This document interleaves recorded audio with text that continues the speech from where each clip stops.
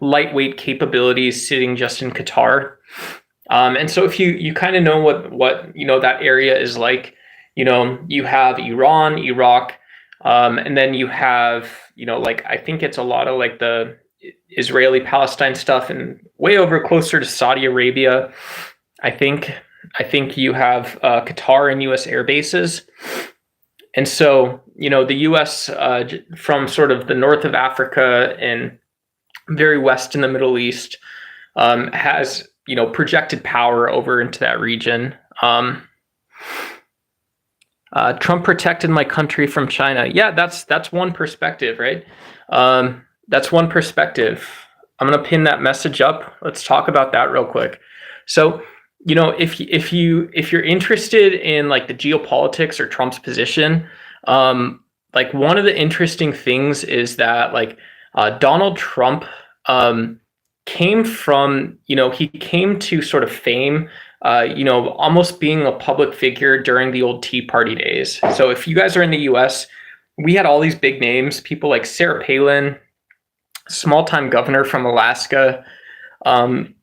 You had, I forgot all the names and stuff, but it was this total shakeup in Congress. It was sort of weird because you would look at the actual roster of the Congress or Senate, and it was like, well, where'd everyone go, right? Where'd like John McCain was a big time Republican.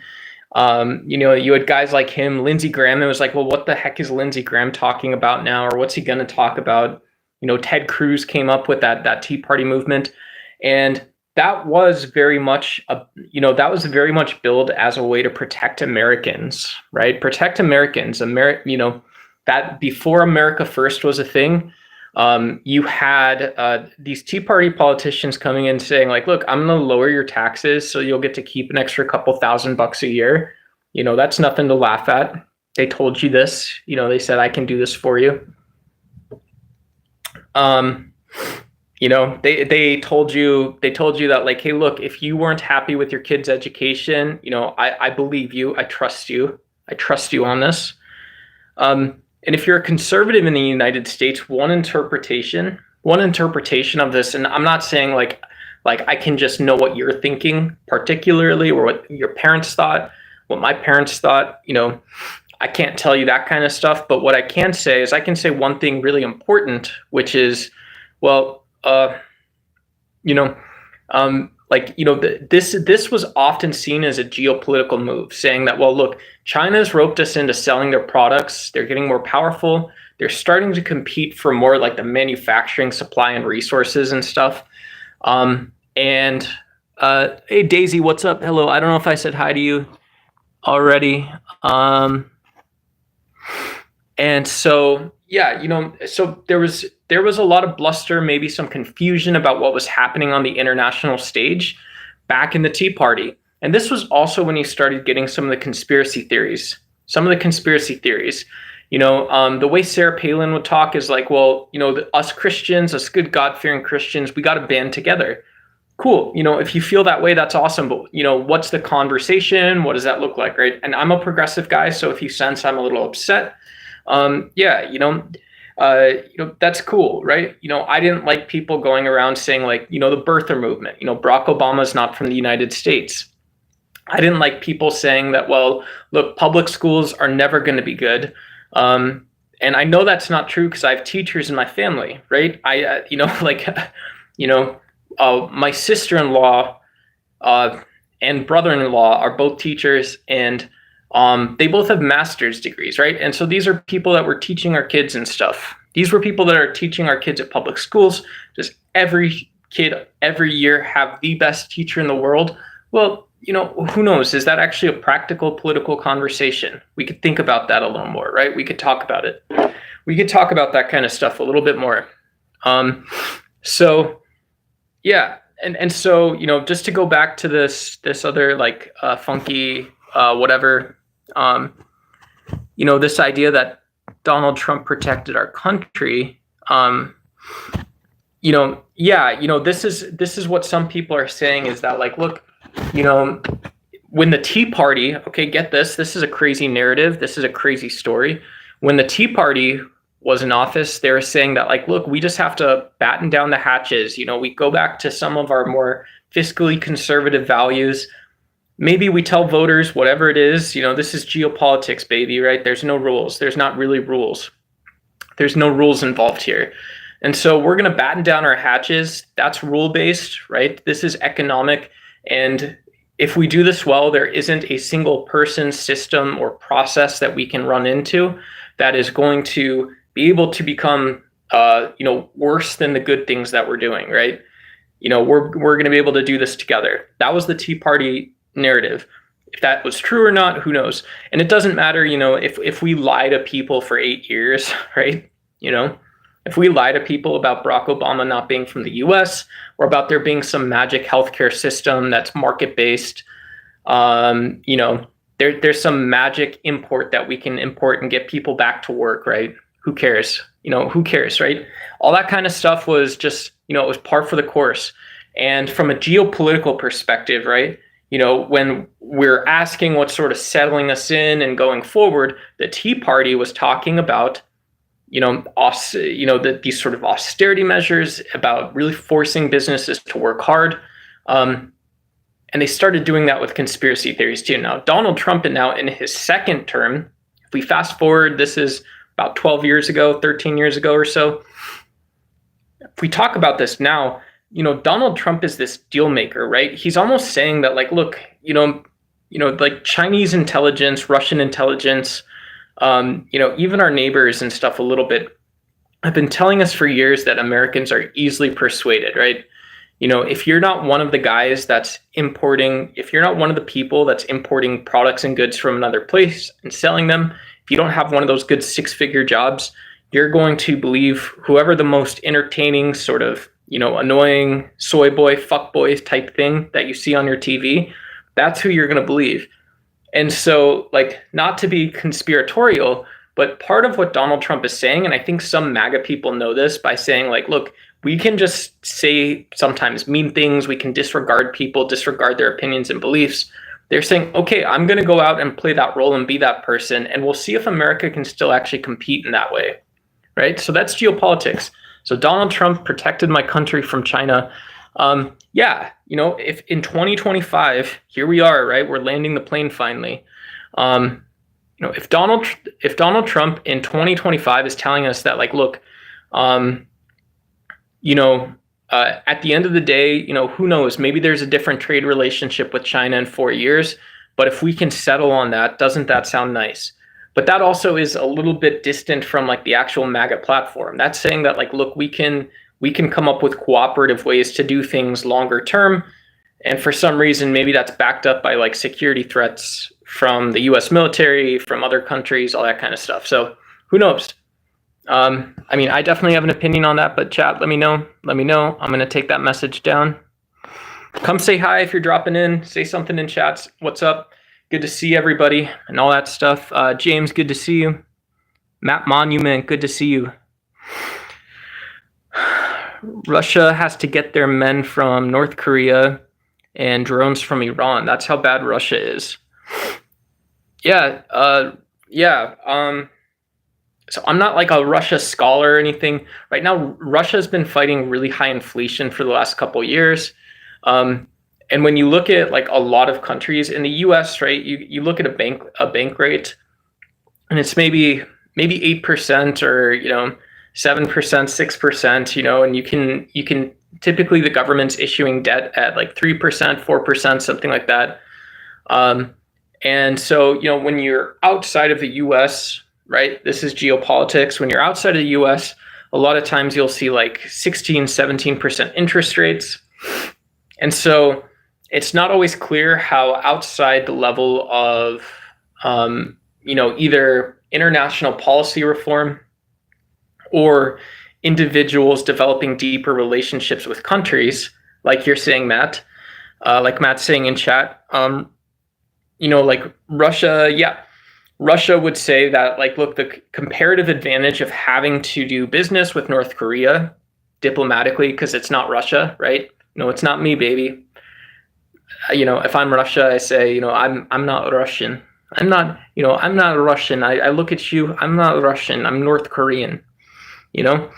And so Russia, so like, and who knows, maybe we should be doing more stuff with North Korea for humanitarian reasons or for something else, right? You know, maybe there's a conversation somewhere in there, but like if you're wondering why it took until 2025 for this to happen, part of this, yes, I swear, duck is America. I am America. I am in America. Yeah. No, part of the reason is that Russia, and like if you're Ukraine, you want to do business with the IMF or with private companies in Europe, right? They're your neighbors. They're right there. If you're Russia, you want to preferably be able to do the same thing, but you have to convince people that you're not all going to be competing with each other.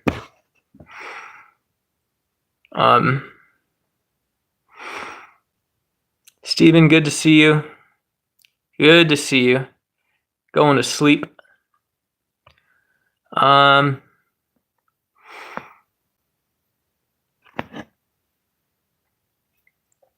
Yeah, it's curious, it's, so Trump so far, he's gotten to deal with some of the sunny side of stuff. He's gotten to deal with the happier, he's gotten to deal with some of the happier sides of international politics. It's not really clear where, like, after, not to be overwhelming, but after, 300 years of America doing business in the world, right? 300 years, most of those years without MAGA or anyone else, right? After almost 300 years of us doing this stuff, we're still going to have to figure out what Donald Trump,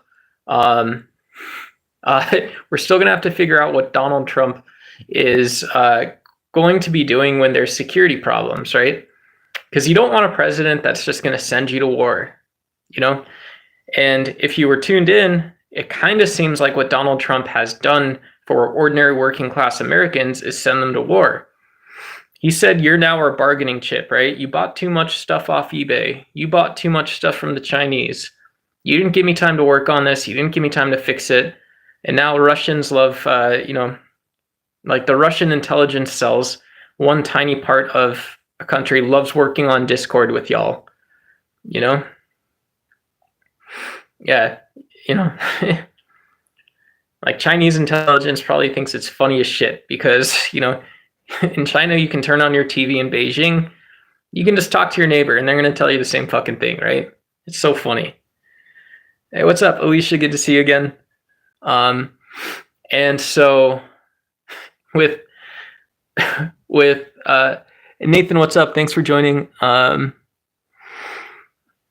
so, if Donald Trump protected us from Russia, like bro in chat was saying before, and on the other side of it, he's kind of in some ways he's cast people to the wolves. He said that, like, look, the best version of the story people tell about Americans that we're going to battle out of together, and this is geopolitics, right? I'm not talking about the big beautiful bill. I'm not talking about building a freaking golf course prison in Florida or whatever it is yet. We'll get there. We'll talk about that stuff. But part of what Donald Trump is saying is like, yeah, we can be the worst version. We can be the worst version of what the worst people in any country have said about the United States, and we're still going to be fine. Watch me. I'm Donald Trump. I'm Donald Trump. Donald Trump. Donald Trump. You can vote for me for president. I develop golf courses. I do real estate. America can invest their geopolitical capital or vote for a real estate developer for president. And we'll just see how it goes. We're just going to see how all that goes. Dr. Victor Frankenstein. Did I ever consider that I have no idea what I'm talking about? Yes, absolutely. Absolutely. Every day, especially if you're in geopolitics, right? Because, like the super top secret. Okay, so I'm not telling you to think like this. I'm not going to advise that, you stop listening to like a reliable news site. Like Christian Science Monitor is the one I advertise. Christian Science Monitor isn't like a Christian news. They're very independent, very sturdy news outlet that talks about like the national interest, very like prototypical American Christian Science Monitor. But it's sort of weird because like a great news reporting segment on CNN, Fox News, whether you like Sean Hannity or you like, the Silver Fox, if you're a Piers Morgan guy, I don't got anything good for you. I apologize. But if you like Aaron Burnett, right? If you like Jake Tapper looking like a Navy SEAL or some shit, great reporting, what it does is it takes you out of the kitchen, takes you out of the living room, and it shows you that the world right outside your house is connected, right? Your community, your household has some thin sort of dainty connection that's maybe really important. But if you don't pull on that string, if you're not that political of a person, you're not going to find it. And it doesn't matter if you call it geopolitics. It doesn't matter if you're calling it partisan politics, all that stuff. If you are, and so like a website like Christian Science Monitor, like I was talking about, those guys they'll kind of cover the whole story. They'll say like, look, this is kind of what any American should reasonably say. We're going to generally put you in the room, right? If you're walking, if you're going to get gas in your car and you want to know about gas prices is like one of those things that Americans have been really nice about, a little nice, a little nasty, all that kind of stuff.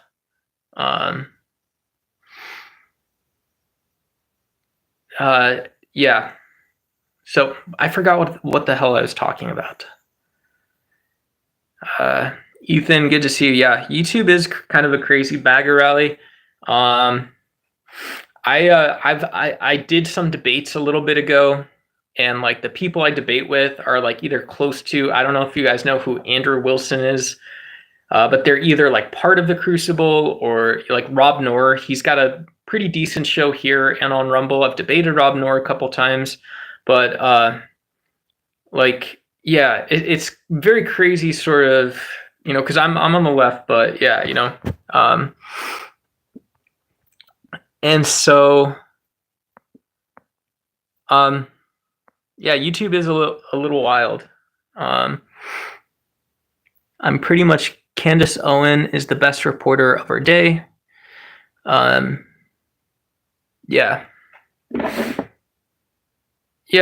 Candace Owens, she's a little bit too far right Christian for my taste, but no offense.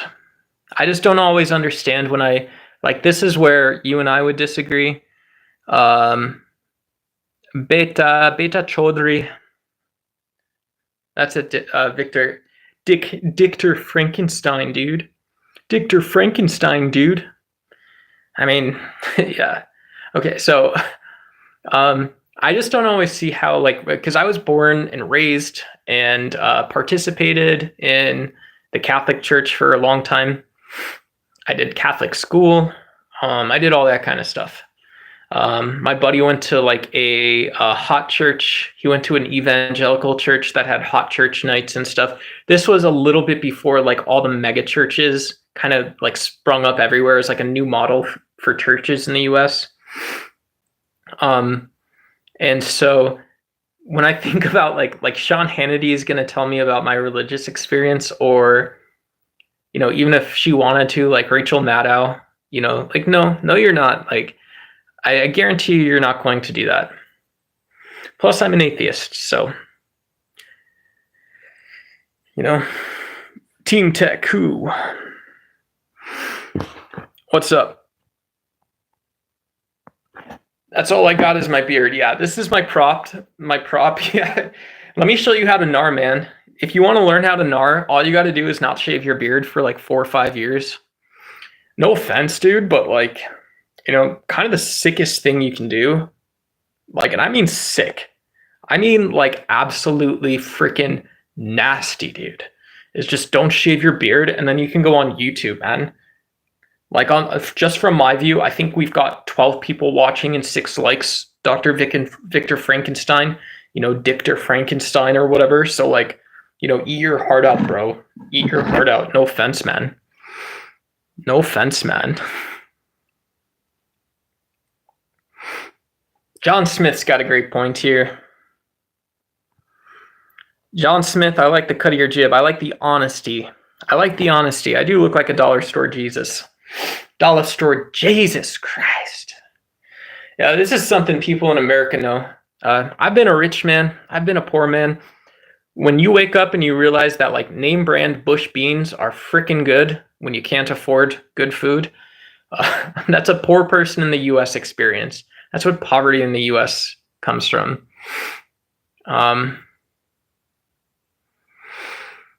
Yeah. Cracked out, Zach. What? I would never even say that.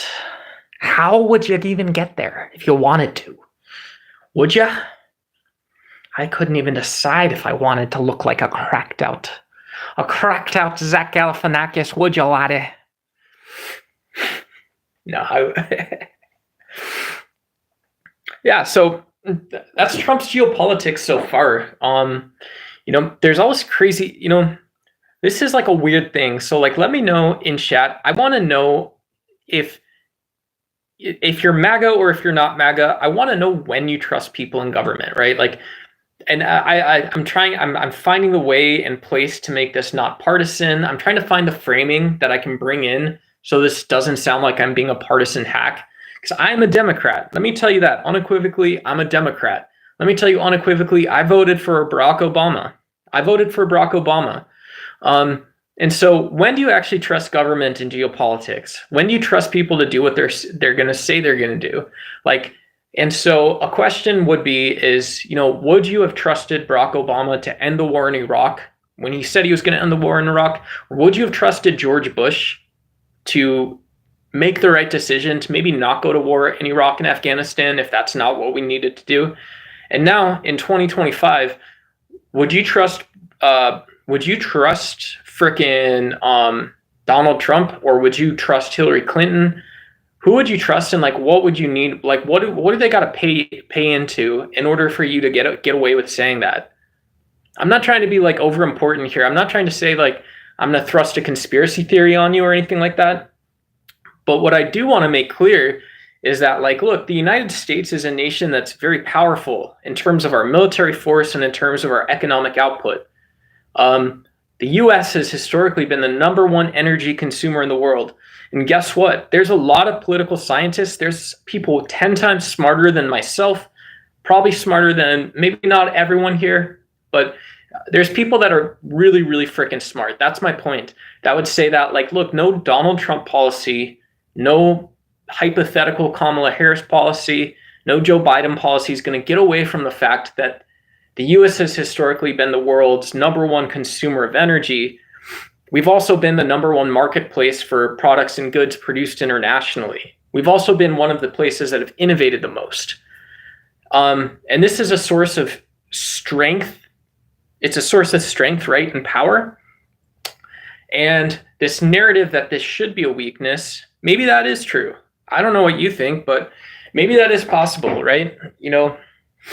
Maybe it's possible that we should be asking people like Donald Trump to explain things to us slightly more clearly. It's possible that we shouldn't have a guy like Marco Rubio, who goes up and he goes, our president's displayed great leadership, and I'm gonna, this week we're gonna go to Panama because I love Panamanian tacos more than I love Mexican tacos. And what you're actually going to find out is that the people of Panama are really great fans. They're huge supporters of Donald Trump. They think it's beautiful, the things that he's doing in the United States. It's like, bullshit, dude. That doesn't tell me anything. It really doesn't tell me anything.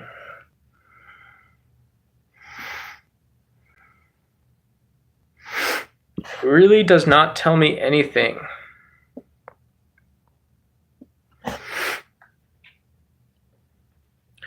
Yeah, James has got a point. Donald Trump, I agree with that. Donald Trump doesn't explain things. He does say that's for lawyers. And right now, his administration is also calling on other states to open up these new detention facilities. And so it's just always curious how this is seemingly outside of the line of, local politics covering a story that's typically like this. He's totally saying that the United States can be a nation of capitalist bigots. In my opinion, tell me why I'm wrong. Lift me up, lift my head up out of the water if I'm saying that incorrectly. Thank you, Mr. Victor Frankenspiel. Yeah, go ahead and smash like, subscribe, all that stuff. If you guys like having these conversations, I'm gonna figuring out if, when, how I'm gonna invest in a stream setup and all that stuff. I want to be able to do some like open panels and stuff, maybe kick off on mobile and go over to PC or something. But yeah, I love having input from people. I love being able to talk to folks about, their political beliefs. I love being able to have like it's funny to me when you guys call me like vegan, like the vegan liver king or some shit. I don't know. I wouldn't say that about myself, but if you guys say it, I'm going to play off it a bit. And so, yeah, stick around, like and subscribe. I want to, if you stick around for a couple minutes, we're going to keep getting some comments up, keep getting into whether it's alligator Alcatraz or, I think a lot of YouTubers are going to get paid and make money off that shit. I just want to talk about it honestly, right? I want to cover the geopolitical issues first.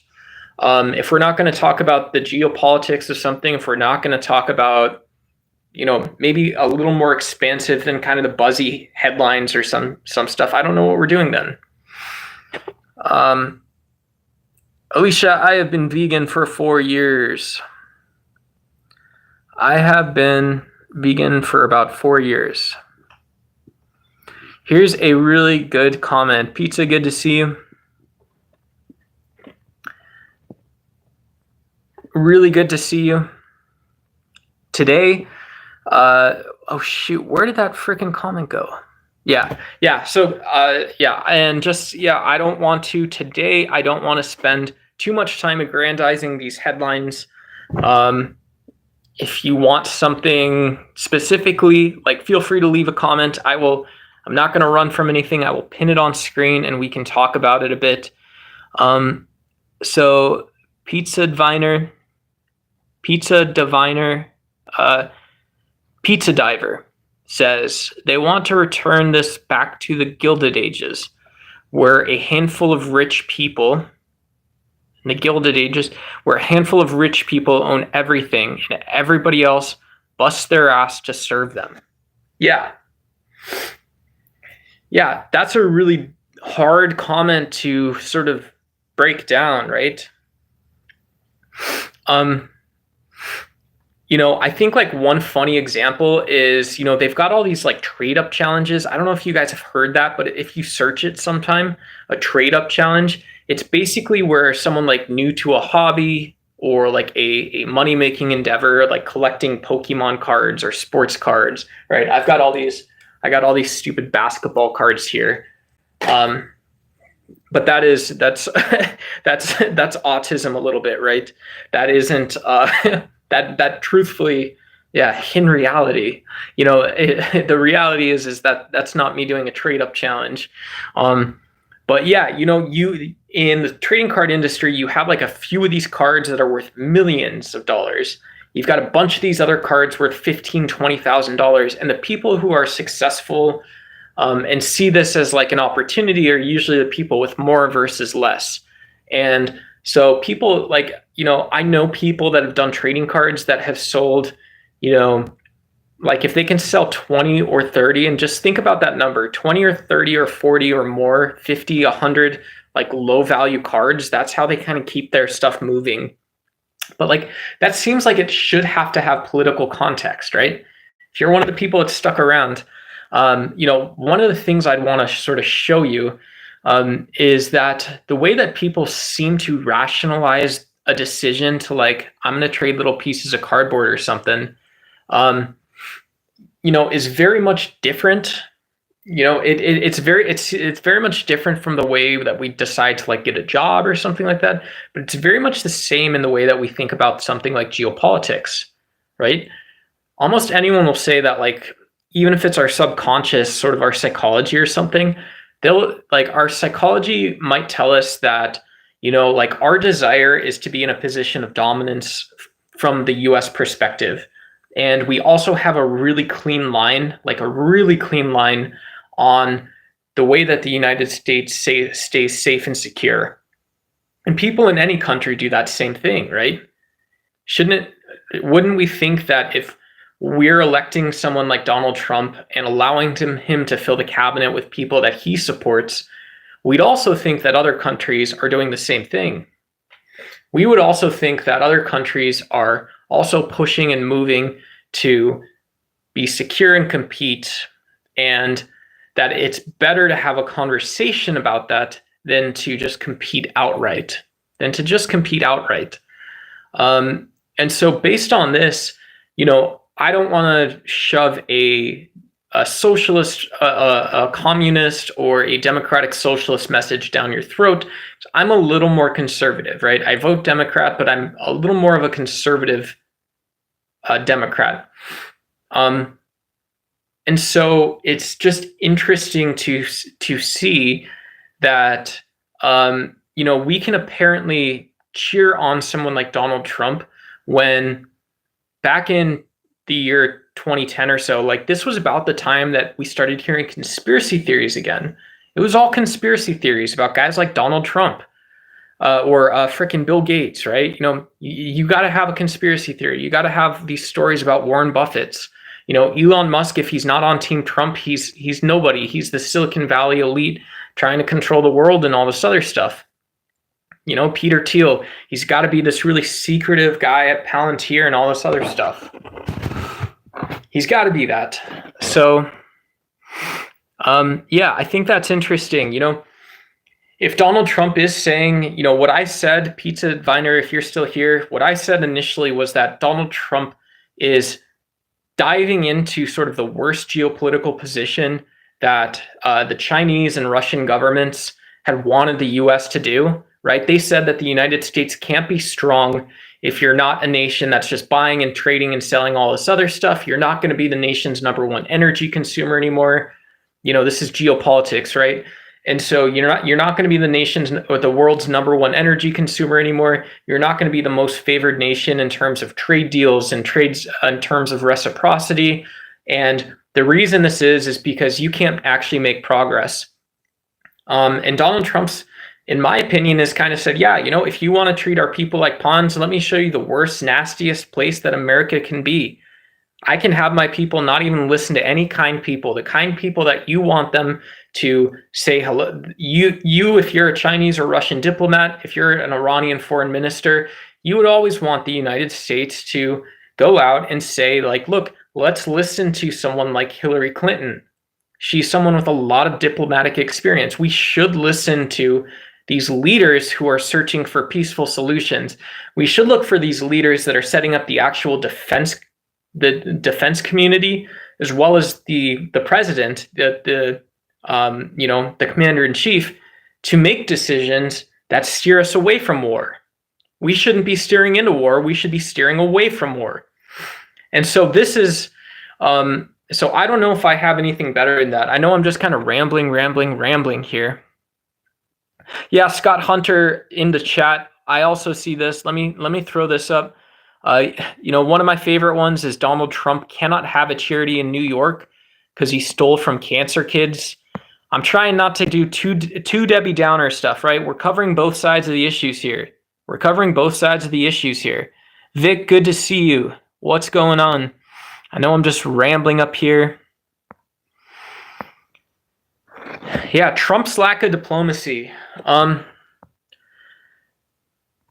So if let me challenge you, chat, because Donald Trump has done a couple things so far, right? Donald Trump's negotiated a peace deal after striking Iran. Donald Trump's also negotiated a peace deal in Rwanda and Congo, which should theoretically sort of tangentially or adjacently very immediately involve China as well. So two geopolitical powers there. Donald Trump hasn't curbed the war in Russia and Ukraine yet. And it appears, right, all's quiet on the Western Front. So, if I'm talking geopolitics today, Hey, oh, Beth, what's up? That's one of my homies in chat. Beth, good to see you. Beth moderated one of the debates I was talking about earlier. Beth is awesome. Beth, I'm actually talking kindly about Donald Trump. I know you might enjoy that. We're trying to stay on both sides of the issue here a little bit. And so if I push on that a little bit, what I would say is that, Donald Trump doesn't have international policy, but the things that he's pushed out, they have a place in the international system. I would at least try to, that's where I would, I don't know. So, I can argue the other side of that too, though, right? Like, people can say that, Donald Trump hasn't had a real role in a lot of this stuff. He can finagle his arms around, but there's not any actual real problem being solved, right? I don't know if you guys know those car wash guys. Here's me being a car wash guy for you. I'm happy to help, right? You've got all these car wash guy things going on. And Donald Trump, the Donald Trump car wash man is him saying that, look, I got an Air Force base in Qatar. In Qatar, I got some stealth planes, I got choppers. If you were curious about any of it, I can go into my bag and I can pull some of it out. And it's really not funny because some of the stuff he's already been toying on is talking about the lives of millions of people, right? This is why I'm partially why I personally vote Democrat.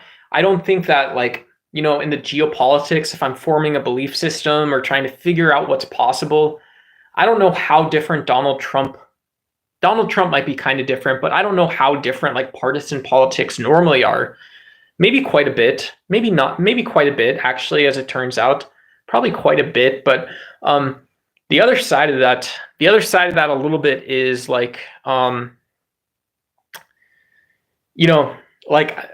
me, voting issues are school, healthcare, taxes, right? These are the kind of things that people typically will look at. They might not look at is Donald Trump telling me how to do business with China, right? Just things normal people think every day.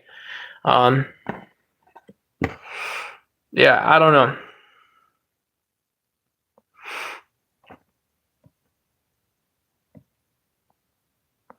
Listen to Jeffrey Sachs. Susan, good to see you.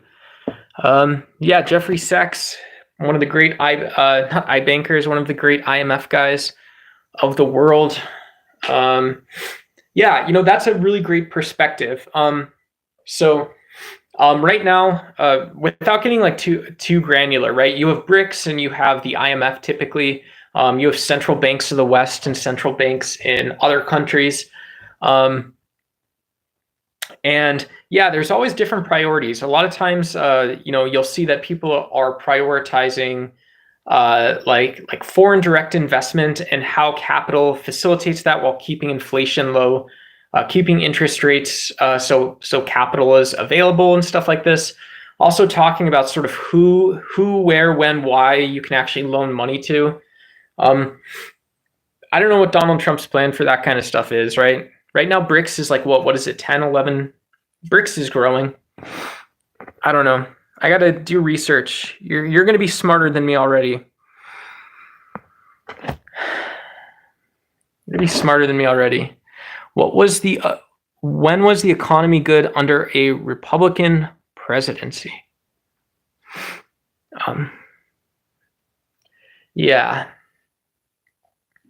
When was the economy good under a Republican presidency?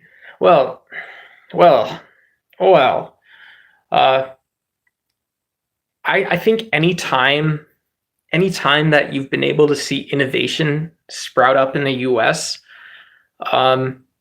you always see public markets pretty healthy. If you do see Fed rates that are good, all that kind of stuff. But it's hard to, things like education always drive that kind of stuff.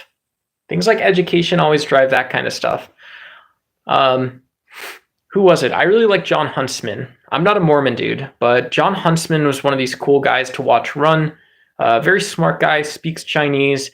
He seemed like he would not have too aggressive of a stance on social policies when he was running for president back in the day. Yeah, and like I said, I'm not Mormon, I'm not Christian, I'm not anything. But because maybe it's because I have a political science degree, I really love the conservative stuff. One of my teachers in college studied under Francis Fukuyama. I don't know if you guys know that guy. He wrote Into History, but yeah. So one of my professors was a Francis Fukuyama student. Probably had his own views and stuff. He was also a former Marine. All kinds of stuff. I'm not, but yeah, that's why I love having interesting politicians come up. Interesting politicians are always super cool. Super cool.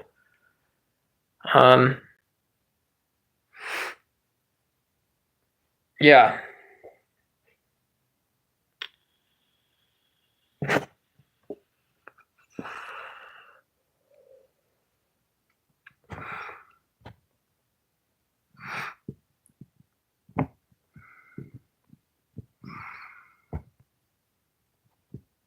Yeah. What do you guys think? Donald Trump's geopolitics. We got a couple people tearing it up in chat, right? Tearing it up in chat. I got a line from Rousseau. I was reading this in one of the discords I'm part of the other day. So I'm gonna read this line from Jean-Jacques Rousseau. This is about geopolitics. This is about geopolitics. We're gonna skip to book 1. This is less than a paragraph, by the way. This is less than a paragraph. Where are we? There we go. Okay. So Rousseau has a very famous line. You can see right here. The very famous line is as such: man was born free, and yet everywhere he is in chains. So let's put that down for a second. But what Rousseau is talking about is when people look around and they're not happy with the conditions of the society. They're not happy with the conditions of a society. And so if I were to, so this is Jean-Jacques Rousseau then. This is one of his tiny arguments, as I call them. He says, if I were to consider only force and the effects of force, I should say, so long as a people is constrained to obey, and obey, it does well. But as soon as it can shake off the yoke and shakes it off, it does better. For since it regains its freedom by the same right as that which removed it, a people is either justified in taking back their freedom, or there is no justifying those who took it away in the first place. But the social order is a sacred right, which serves as a basis for all other rights. And as it is not a natural right, it must be one that's founded on covenants. The problem is to determine what those covenants are. But before we pass on that question, I must substantiate what I have said thus far. That is Jean-Jacques Rousseau writing in The Social Contract. The oldest of all societies, the only natural one, is that of the family. Yada, yada, yada. And one of these ideas is that as soon as that society ends, the natural bond is resolved. All right, let's go back real quick. So long as a people is constrained to obey it does well. But as soon as it can do better, because it shakes off the yoke, for since it regains its freedom by the same right as that which removed it. So the most interesting thing to me is that Rousseau does place such a special emphasis on the social order. We hear this all the time, right? We were talking about Andrew Wilson in The Crucible a little bit earlier. That guy, he talks about force doctrine a lot. So if you're listening to Rousseau and he's saying, I'm going to talk about force, what he's talking about first and foremost is the way the social order either falls in line and obeys within a society, or it does something differently, right? It does something differently.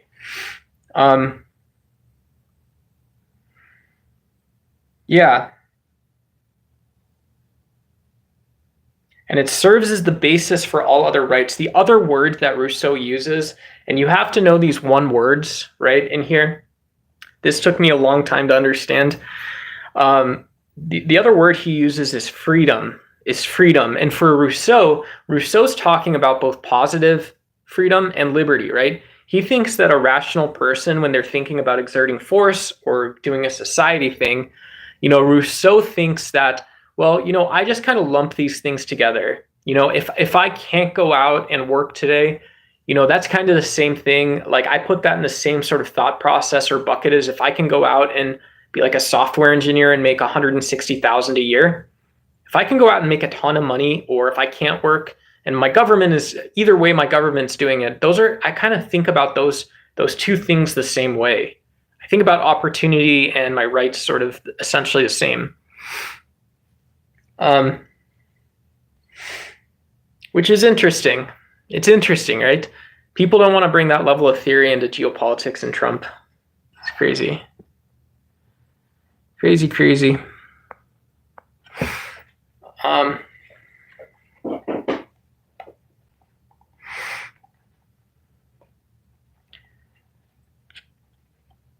I see we're getting into Leninism. I don't know how that's different than Bolsheviks, than Bolshevik forms of whatever.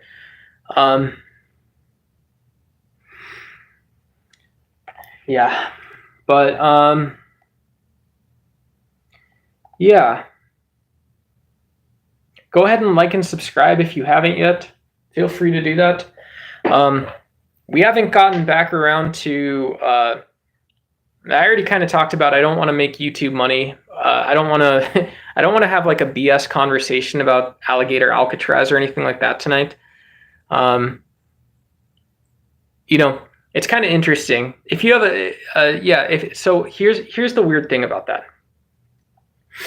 We should think that governors and states are free to consider what law enforcement is like in that state based on like what the people are like in that state, considering again that we're all Americans. And so the fact that as a Democrat, I think that alligator Alcatraz is a marketing stunt to build more securitized forms of immigration enforcement that are going to be mandated across all 50 states sounds like an absurd waste of money and an extreme danger to the people that it impacts. It seems like an extreme waste of money. I don't know if I'm saying that one correctly. I'm probably not, but it seems like a waste of money and like it's going to be trampling on people's rights and stuff. Hey, what's up, Sean? Good to see you, man. Do what you got to do, buddy, but shave, you look like a welfare bum. You look disgusting. We were just reading Jean-Jacques Rousseau, my friend. Whatever you want to talk about, though. I like my beard. A lot of people disagree. They said I look like a vegan liver king. I don't know if that's right. But yeah. Yeah, absurd waste of money while funding condoms for Gaza. Dude, you should have been here 15 minutes ago. We were talking geopolitics, man. We're already done talking geopolitics. Yeah, I don't know what funding condoms in Gaza has to do with anything. Yeah, it'd be interesting to see Lebanon and Palestine and Israel all have more reasonable forms of government. But then again, I'm in the United States and we have a madman in the White House. We've got Donald Trump. We've got a crazy person in the White House. Crazy man, Donald Trump. Crazy person. Let's see. Jules, good to see you. Aaron, good to see you. John Kenziorski, good to see you. Let's see. Jules, I'm gonna pin your message up. No offense. But let me see what you're saying. What a waste of money is allowing people who want to break the law being here legally and mooching off of taxpayers while they want to kill Americans. Okay, so let me take this a little bit seriously. So I will start at the end. I know this isn't that artful, but what I would say is that, look, if you're talking about a person that wants to kill Americans, and we're talking about how we view illegal immigrants, we can't somehow just separate those two, right? Like you're telling me that I'm not allowed to separate those two. So I don't know if you're talking about like cases that the Trump administration has used conspiracy websites and YouTube celebrities to popularize these stories, specific instances of illegal migrants who have committed violent crimes, which doesn't change the overall narrative of where migrants sit in the grander scheme of the U.S. And so I don't agree with you. I think that if it is the case that having viable paths to citizenship for people that come here, pay their taxes, send their kids to school in the U.S., they build an American story, and we know that story is profitable. I think that system is worth funding with love and kindness, versus what would we say? Versus you have this guy on your left, this guy on your right. You've got the cheerleaders, as the Trump administration does. Maybe you have serious people that are trying to think about this stuff, and you have these serious people who are treating American voters like they're clowns, like they can't tell you the truth. It doesn't make any sense. Doesn't make any sense. And so I don't agree. I think it's a waste of money to dogmatically pursue this illegal immigration issue when it's not clear in the first place. Just to me, right? I'm not a policymaker, but it's not clear to me in the first place why it's the case that immigration policy should even be a priority like that. It doesn't make sense. Bob, unpinned message. Jules, thanks for commenting. Got Rock says it has to do with all the liberal degeneracy. Individuals. Dude, we're just reading Rousseau, man. You're coming in late on geopolitics. You're coming in late on liberalism. No offense to you, dude. You have horrible timing, like comedically bad timing. Comedically bad timing. Yeah, liberal degeneracy. I don't think that has to do with geopolitics. I think that has to do with, I think it has to do with what people think of as possible. And so if I was talking about if I talked about wanting to talk about a 10 or 15 year vision for our country, if I wanted to talk about why that was globally relevant, then to you, sir, I would say, to Mr. Gotrock in chat, thank you for the comment, by the way, I would say that, well, it seems disingenuous when you're talking about condoms and liberal degeneracy, where I don't actually see that as a blocker to a dialogue, except for the fact that you're using that to block a dialogue. So a little bit, shame on you, sir. A little bit, shame on you, sir. Shame on you. Rockaway Point, good to see you. I guess you're into safe injection sites and crack pipe vending machines. You're into, okay, no anti-trans stuff. Shame on you. If you come here to be funny, I will laugh. I will laugh at myself. I don't need to take myself that seriously for not doing actual geopolitics. If we are doing actual geopolitics, or if we're talking about actual politics, or we are giving other people time to express their opinions, trying to talk about it, we're trying to lift this frickin' show up so we can do open panels and stuff like that, or just this format's fine for me, whatever, I don't give a crap. But Mr. Rockaway Point, all I would say is no trans stuff. Yeah, sure. Keep people that are using drugs safe. I'm not against that. I'd rather be that than a Kensington Christian. No offense to my Christian friends in chat. I'm a former Roman Catholic, but I bet bro here is like, oh, you know? Whatever. If you're going to be whatever, I don't care.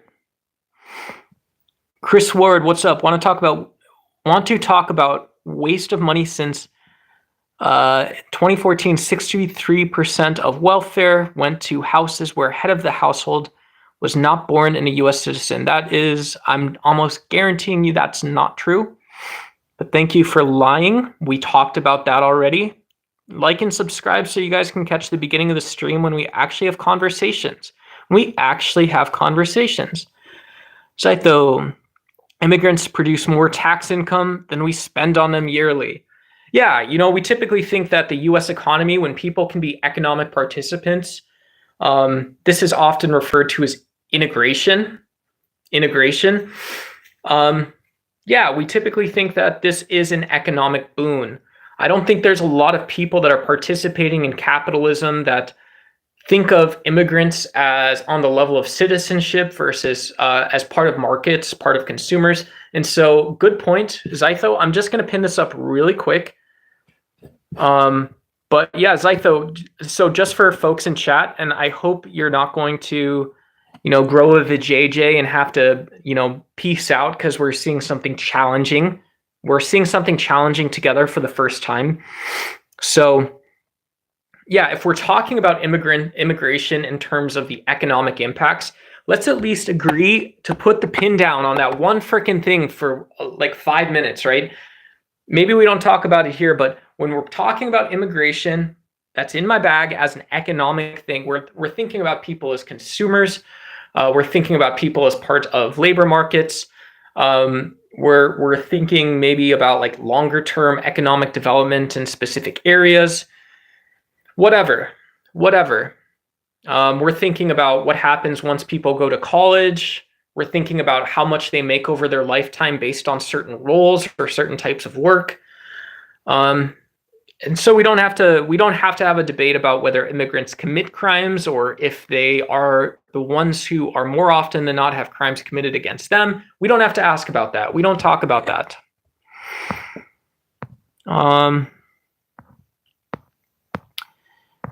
Whoa. Let's see. Let's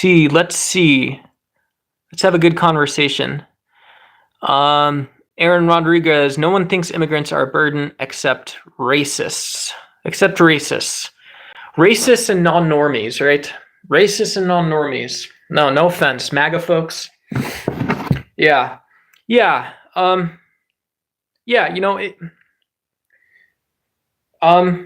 It's really difficult because if I wanted to use, here's my response to Aaron here. And I'm not going to pretend like I'm like the know-all be-all, but my personal opinion on this, right? Personal opinion on this is like Little Duck, Little Duck here. My opinion on this is that like I can use data and statistic about economics or about crime to make anyone look bad, right? Do you want me to tell you that like 60 or 70% of our prison population are Christians? It might be more than that, right? But like everyone in prison is a Christian. Why would I use this statistic? Why would I use that statistic if I was going to talk about like recidivism? Like if I just came up to you and out of nowhere, right? Out of nowhere, I said, 80% of people that commit a crime a second time are still Christian. They're Christian the first and they're Christian the second time. I just didn't think that would be right. I don't like that. I don't like people playing games in my head like that. I'm old. I can handle it. I'm mature. I'm a grown-ass man, right? I got a beard. I don't smoke rocks. I know these people like saying mean things about me. I don't care. Do I look like I smoke rocks? Does it look like I give a shit if you say that? I don't think so.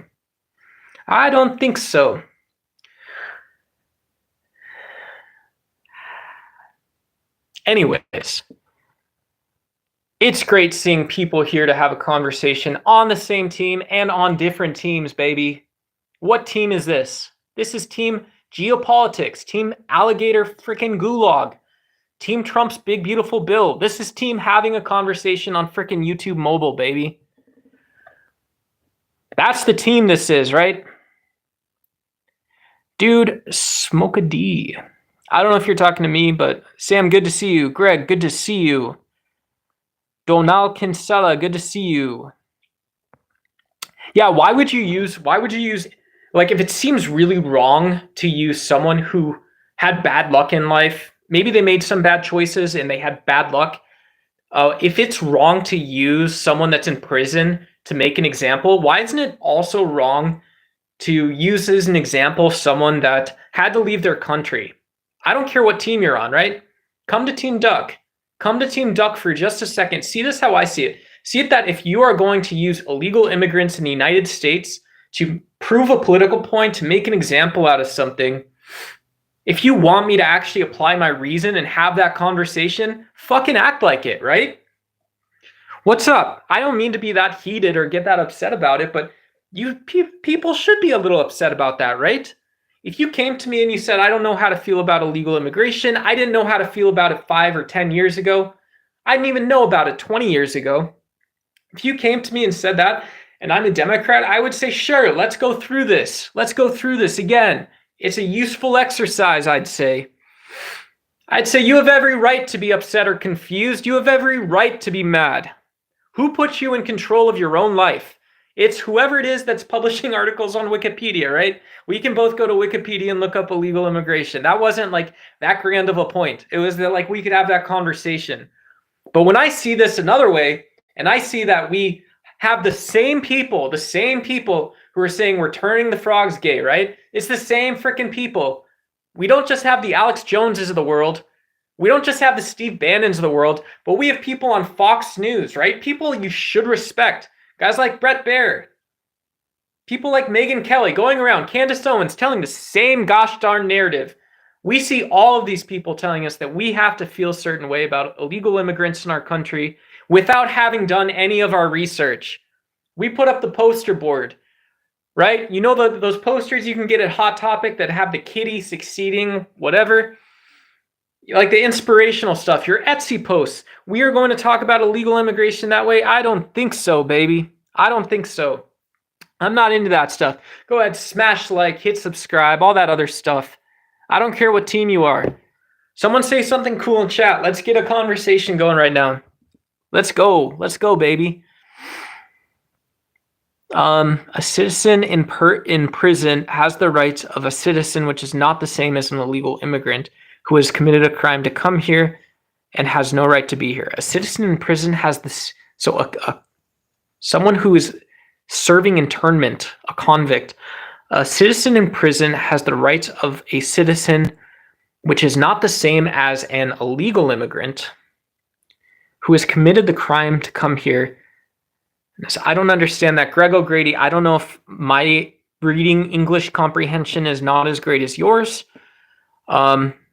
but I don't totally understand your point there.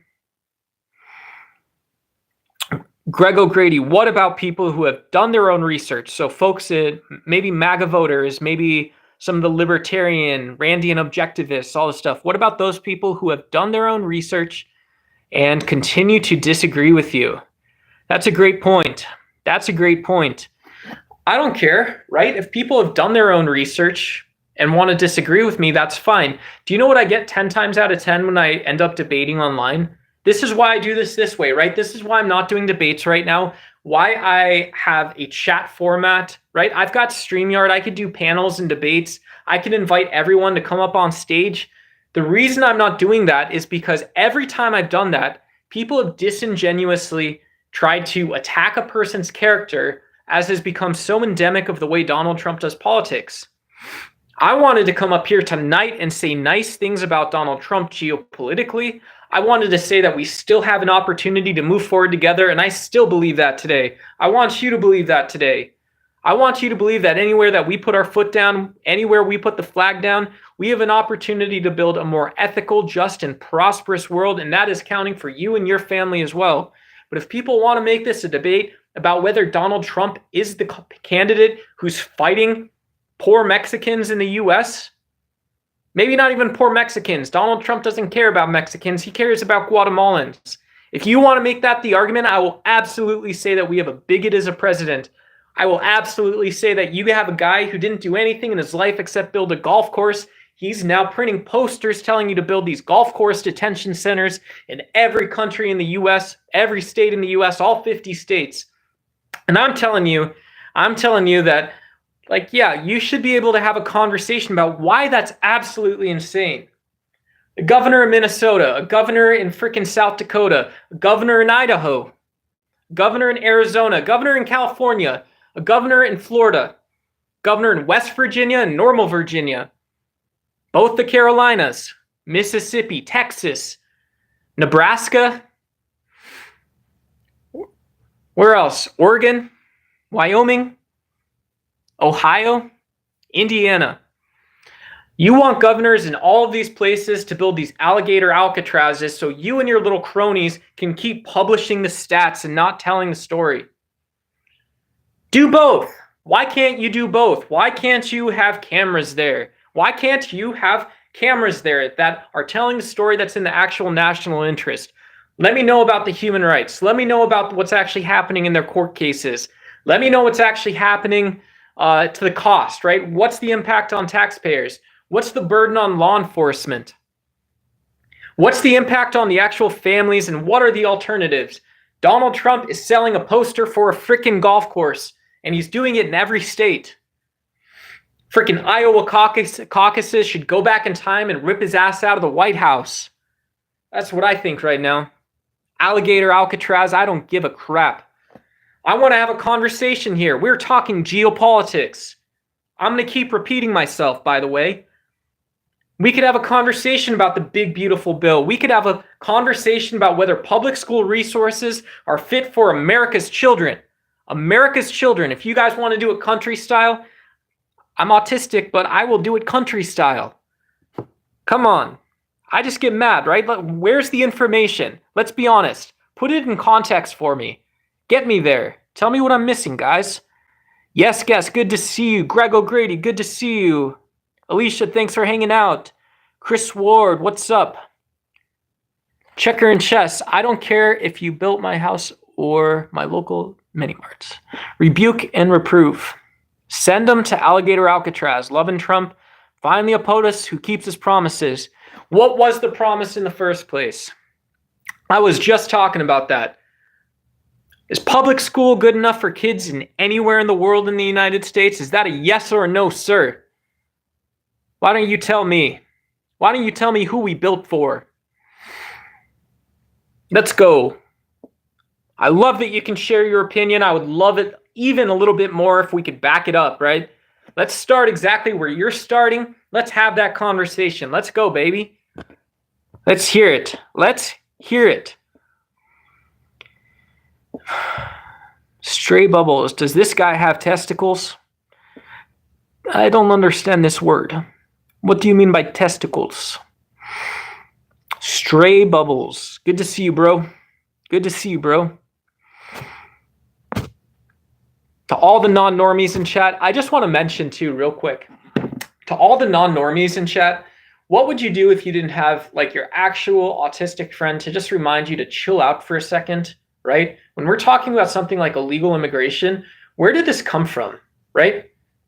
Totally step into yourself, right? This is like what Immanuel Kant told us that beingness must be like, that we, like, you don't wake up in your MAGA, but if you wake up and you get out of bed, then you have your cup of coffee and lean forward and you like almost step into your beingness, your psychology, your mind, all these things that we can just describe and go down and up with.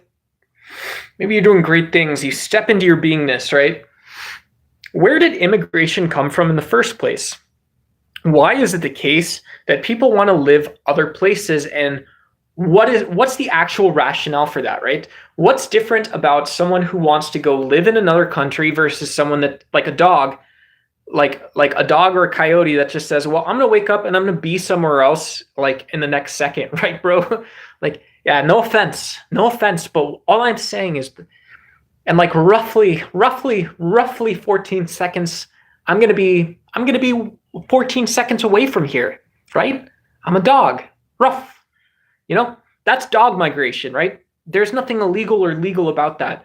But when you use your reason and you have a worldview, and that becomes the reason why you end up in another country, that's not like a dog migration anymore, right? That's social. That's sort of a socioeconomic or socio-political choice. So let me hear about that, right?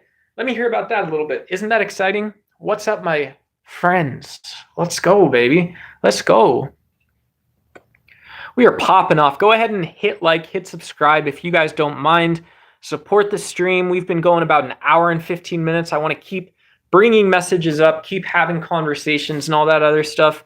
And if there's something you want to talk about, leave a good message, right? We've got about 80 people here right now, so leave a comment if you have anything. Keep talking, have fun, all that other stuff.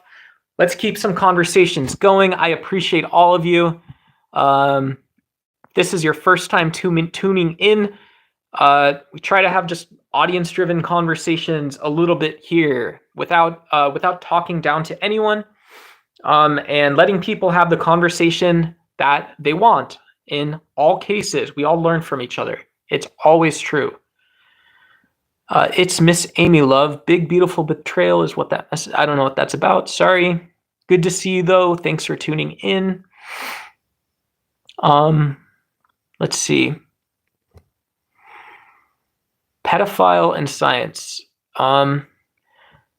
Sam, I'm just guessing that there was not an actual pedophile here, in which case chat would not be the place to report that. So I would appreciate not those messages, but everything else is fine. Cool. Sizzle Moonsong. Science. Yeah, cool. Blue Lantern. I don't know if I can read this, if you don't mind. I have a bad felony in my past. If I could move to Canada or Europe and make a new identity, I would, but it's not allowed. Yeah. There's someone in my family with a felony who actually just lost his job about 2 weeks ago for a new job that he had gotten. I think he did sort of the dumb thing of not disclosing his felony, but it's absolutely crazy. Right?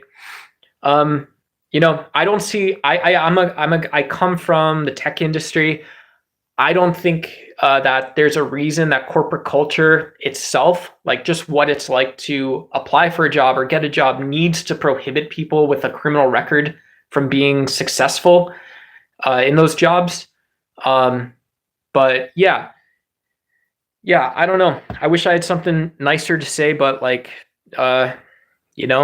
whatever. Yeah, it's a bummer. That's it. But I do worry, right? Because I think there's a lot of people, and MAGA folks, let me know what you think. If the big beautiful bill is going to make it harder to get SNAP benefits, if it's going to make it harder to get Medicare or Medicaid, and we think of people that might have a criminal record who are not only supporting themselves, but in some cases supporting a family as well, would this have been better for us to talk about before the bill was passed? Is this a conversation that we should have had before? Am I being a quote libtard? Am I being a softie about stuff? Let me know what you think. I think it's absolutely insane. It's borderline criminal in my view, that we're passing policies about other people's lives and not having a more robust conversation about the culture to support people. The culture to be supportive of people, even if it sucks, dude. Even if it's horrible. Let's go.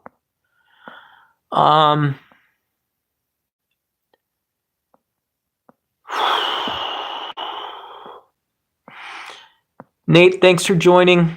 Jessica, what's up? Good to see you.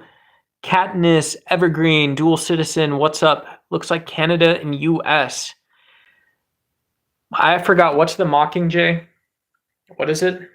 It's not, I don't know what it is. I forgot that. I seen that stuff a while ago. I'm not that smart about all of it. Upgrade 101, good to see you. Funny how they have borders.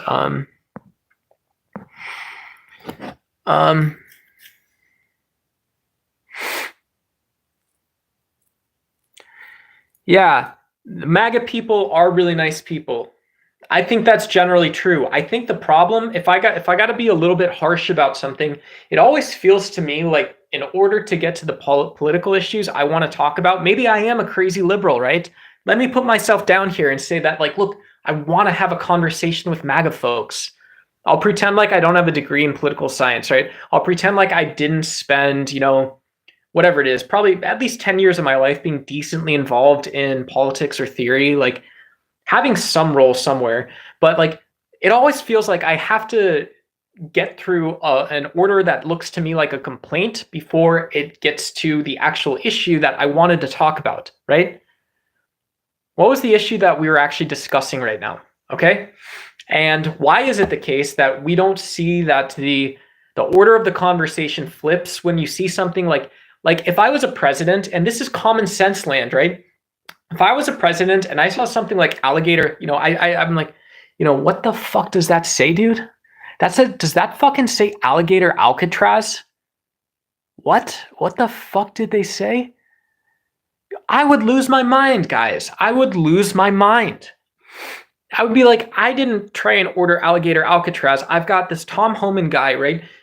Maybe I'm Trump and but okay, for whatever reason, let's just pretend I hired this Tom Homan guy. I'm in a fucking bucket load of shit. And I hired this Tom Homan guy and I went out and Tom called me on a Friday and he said, it's not going that well. Then he calls me on Saturday and he goes, hey, guess what? We struck oil here. We struck oil here. We struck oil here. And so now suddenly, because the policy that I enacted is working in a way that I predicted it would, or that it wouldn't, now when we are talking about the common factors and commonalities between something totally irrelevant, but when we're talking about the commonalities between freaking Disneyland naming a ride, right? You have Universal Studios naming Hogwarts, you've got the Harry Potter land, right? You've got the freaking Splash Mountain, and now you have Alligator Alcatraz. That is not a reference to a prison. That is a MAGA fucking Disney ride that they're going to be sending high schoolers to. Should I not be a little bit crazy about that? Did your buddy Duck totally miss that one? What did I miss? What did I miss there? What's wrong about that? That's absolutely crazy. It's absolutely crazy, but whatever. Over half the people that ICE has detained have no criminal record whatsoever. Yeah, you know what? Justice always has this long tail story of coming out. Sometimes it takes longer, sometimes it doesn't take that long. That's what this says here. Over half the people, is that right? Let me know if you're one of the MAGA folks that does your research, if you're someone that's been following the news, if you see how the Trump administration has been performing. Should your fellow MAGA voters, should they be considering how the project's going? Is that correct, guys? Let me know. Let me know. Infidel Lone Wolf, I am from Arizona, and so we do not say the term dirty Mexicans in my chat room, please. And thank you. Just symbolically, I don't know if y'all saw that, but I'm going to take that one out of chat.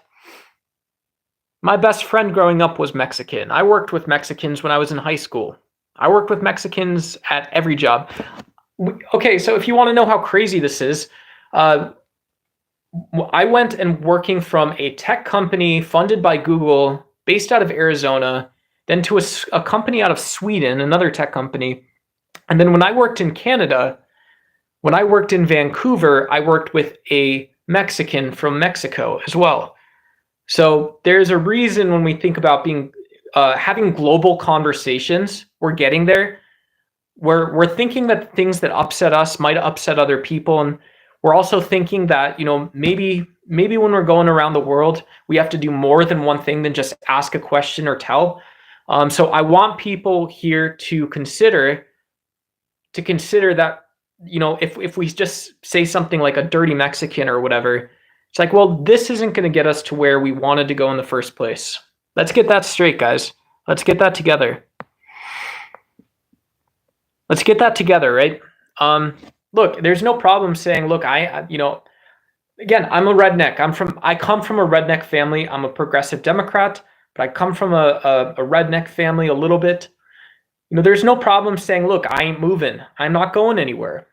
If you didn't settle anything for me, I'm not going somewhere. Did I say that once? Let me say it again. I'm not going anywhere. There's no problem saying that, but if you are actually working yourself backwards, if you are pushing yourself down into a tar pit, we're not getting anywhere then. I don't want to see any kind of blatant otherizing without some, be clever. Have a clever political point. If I see it again, I'll kick your ass out. No offense. We don't do that stuff here.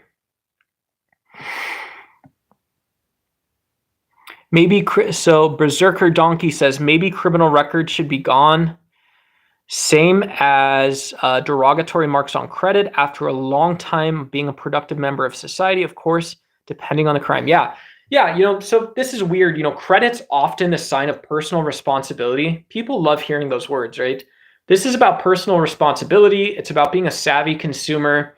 In most cases, it's about being a savvy saver and an earner before you're a spender. But the funny thing is that I totally get the point when people say, well, we sort of annuitize society's wealth towards these credit endeavors and all this other stuff. And so when I see predatory lending, there's definitely the worst performing companies. There's really bad predatory companies that do this, but there's also good companies that get looped into the same scheme. There's good people who get looped into the same scheme, right? And so I don't know that I agree with that solution, again, because I'm always honest with you guys, and so feel free to like and subscribe or something too. But if you guys like these types of conversations, but I don't know, because I'm a little more conservative. I don't know about totally erasing everything. However, I think if we look at it more reasonably and stuff like this, it's there's at least a conversation that hasn't happened. And so why wouldn't we talk about just erasing it? I don't know if that makes sense to anyone, but from my perspective, it's we should talk about why companies should be incentivized to hire anyone. We should talk about why people should be incentivized to make smart economic choices. We should talk about why that makes sense when you wake up and when you leave your house for the first time on any morning. And if there's not that level of comfortability, if we don't have that specificity built into our society, if we don't have a theory to sort of understand why that is, right? If you don't have the whole thing, everything's put together, you have to depend on a mom, a dad, brother, sister, cousin, once you've been put into a bad spot in our society. I'm not for that kind of stuff. It doesn't make any sense to me. I think we're independent first, right? I think in the state of nature, when we're talking about being out on the plains, we're independent first. So, sir, poop beard, read my question. Noah Sickle, I'm coming, bro. I'm coming, bro. Noah Sichel or Sichel says, hey, poop beard man, what do you think about using AI to take workers' jobs? AI to take workers' jobs. Yeah. It's interesting. I think I think AI should be thought of it. Okay, so if we use the word customer care or agent care, and I don't want to get too capitalism-y, but if we use those types of words, I think the sort of first thing that we should think about is that AI is an opportunity creator first, but it's also a global opportunity creator. This is why I think Biden was the dude that did the giant AI fund. And so the honest answer is I don't totally understand exactly where that question comes from. I think in most cases we should be asking how AI can create jobs. I don't know what you want me to say. Yeah, if you ask me too serious of a question, dude, I'm gonna be no offense, right? I'm gonna be no offense, too serious of a question. That's part of my world, man. That's part of my world. Gotrock says Marxism isn't good, folks.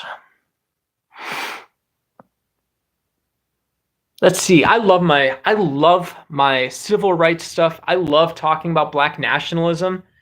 You don't have to be a Black nationalist to love that stuff, but I love that stuff. And so Sizzle Moon song, MAGA folks, I love this stuff. I love you guys too, but give me 2 seconds to be total Democrat, total academic here. If you are not part of the solution, you are part of the problem. By Eldridge Cleaver, a Black Panther Party leader. This is about having reasons without having evidence for stuff, in my opinion. Sorry to kind of abrupt this, but Look, and I'll say this one real quick, but if you are part of the solution, if you're not part of the solution, you're part of the problem. I can have a reason for saying something if I'm going out and quickly doing something. If I just assume everybody in the tribe is already locked onto it, right? If we already locked on to going out and doing something, then like, yeah, it's cool. I can have a reason. That doesn't mean I have evidence that what I'm going to do is going to work or be the best, most effective solution, right?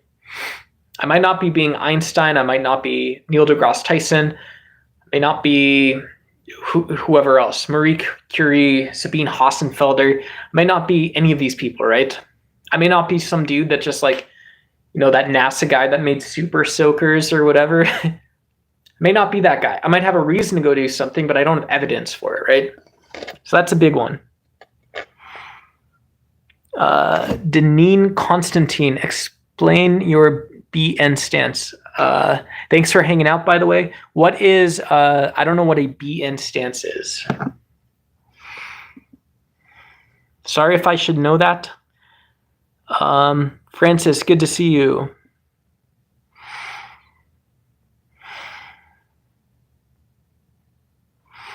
Deneen Constantine, I don't know if you're in the US, but absolutely we are a capitalist. Patriot Granny, hello. No, I am not ex-military. I'm into geopolitics and stuff. My grandparents were in the Air Force. My grandpa was in the Air Force. Purple Heart, I think. I forgot what it was, but yeah, no, I'm not ex-military. I try and support veterans. I'm a progressive Democrat, fairly patriotic.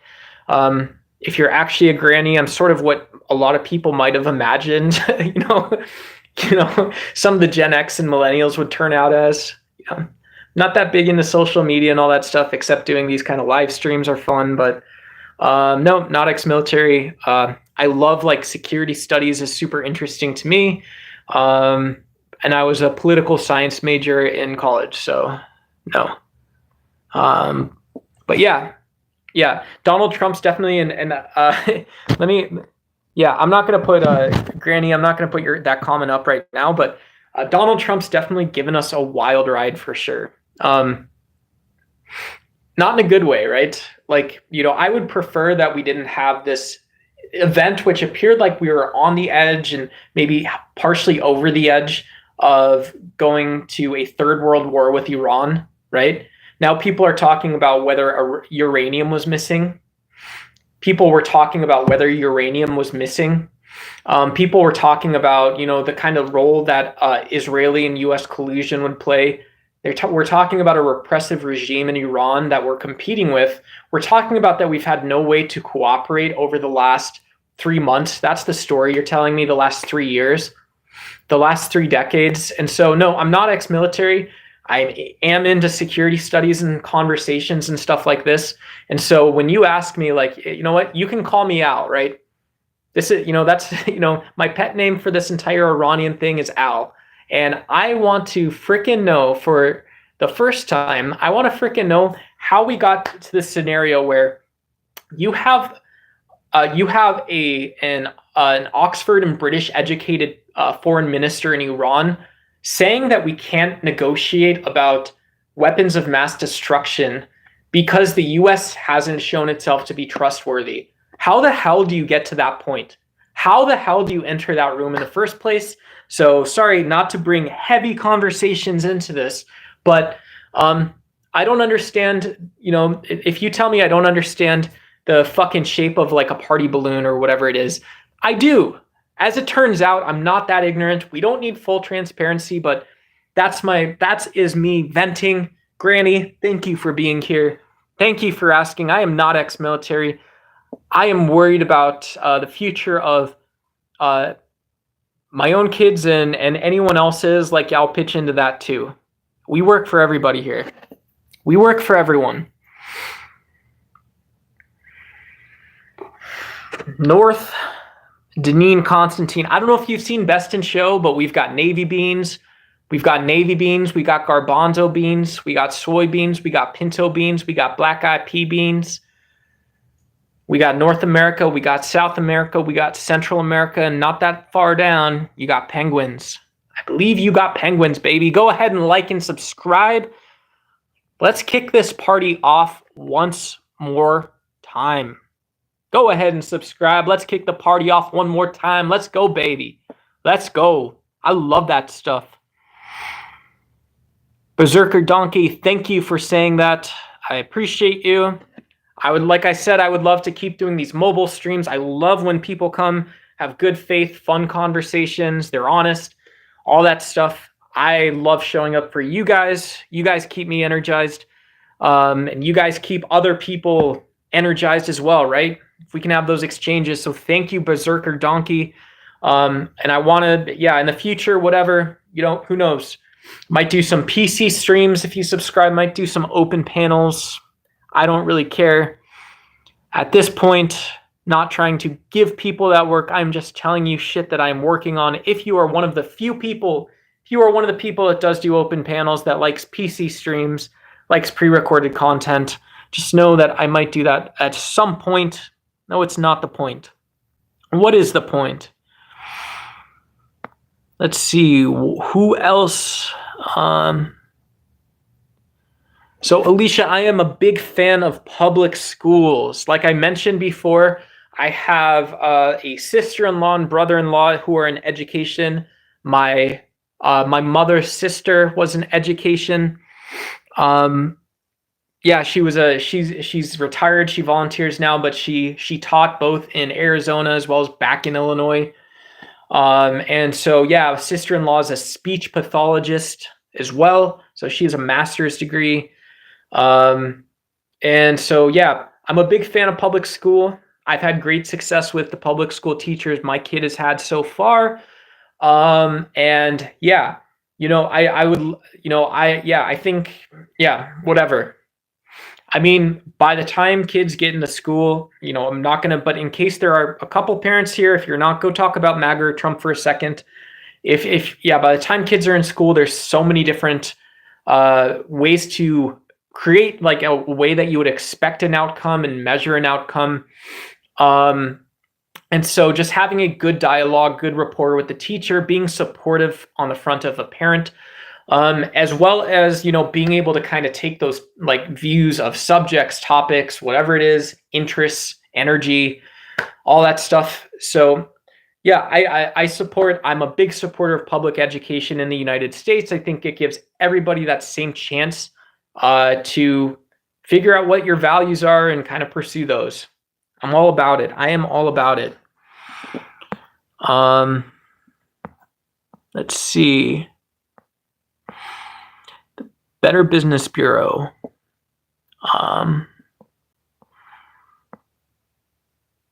Cool. Let's see here. Vlad the Kibabar. Vlad. See, did you leave a private school is better in many areas? Yeah, I went to Catholic school for 2 years. And this was because my mom worked at the church. So for anyone familiar with the Catholic religion in the US, sometimes you have like a Catholic school associated with maybe anywhere between 1 and 5 parishes, 1 and 5 churches. And it's kind of, in some senses, I think the diocese does something. So part of the Catholic like hierarchy, but my private schools were great. They were not, I don't know, my Catholic school education, I would say, like in public schools where I'm from, AP classes and like honors gifted programs were better in public schools.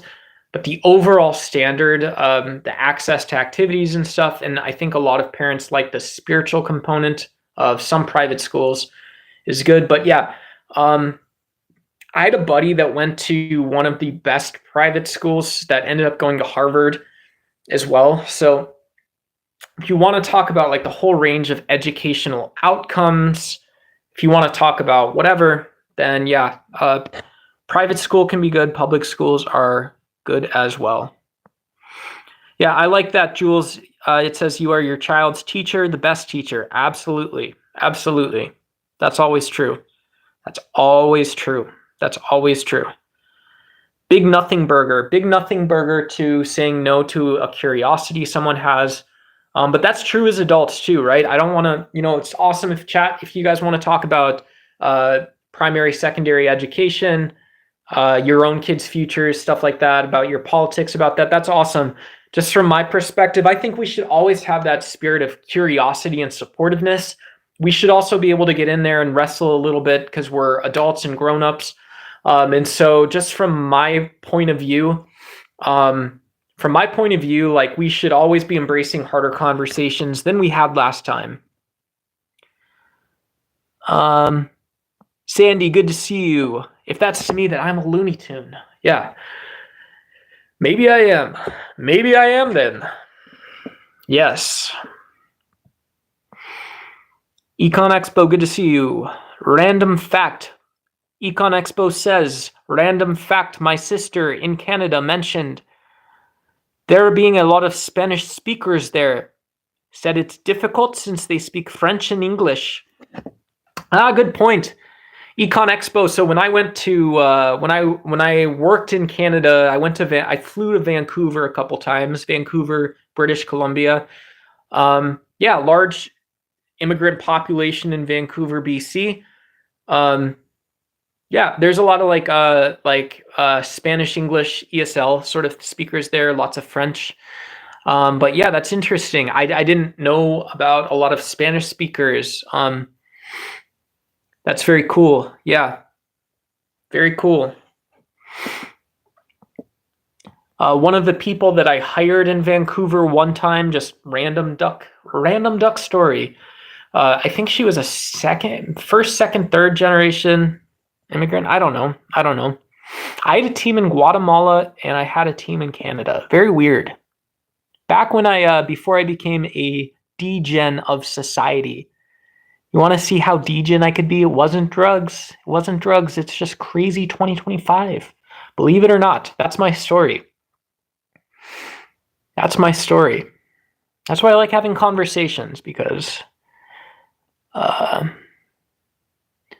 have 2 autistic children. Public schools would not suit them, especially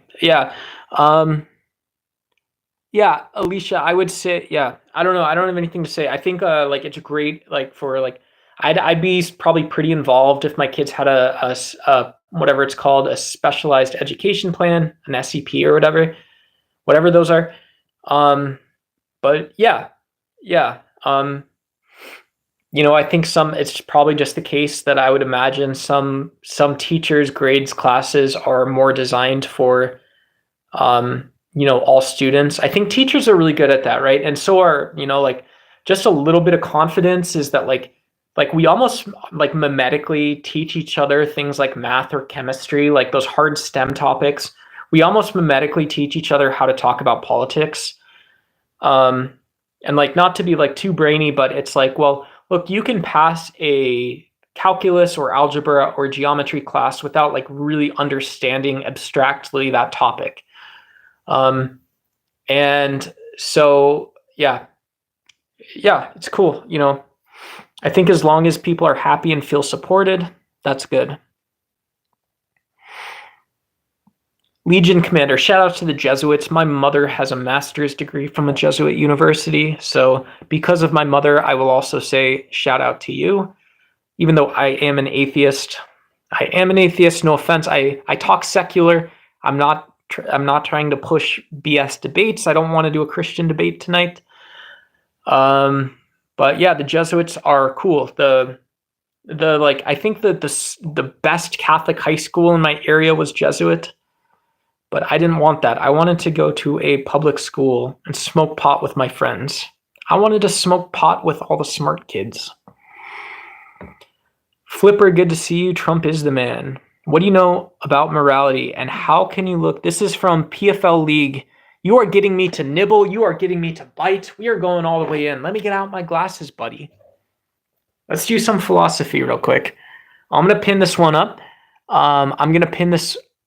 Go ahead and like and subscribe. If you guys like philosophy, like hanging out, what do you know about morality and how can you look your own kid in the eyes while you know your government kills kids en masse? This did not go the way I thought it was going to go, chat.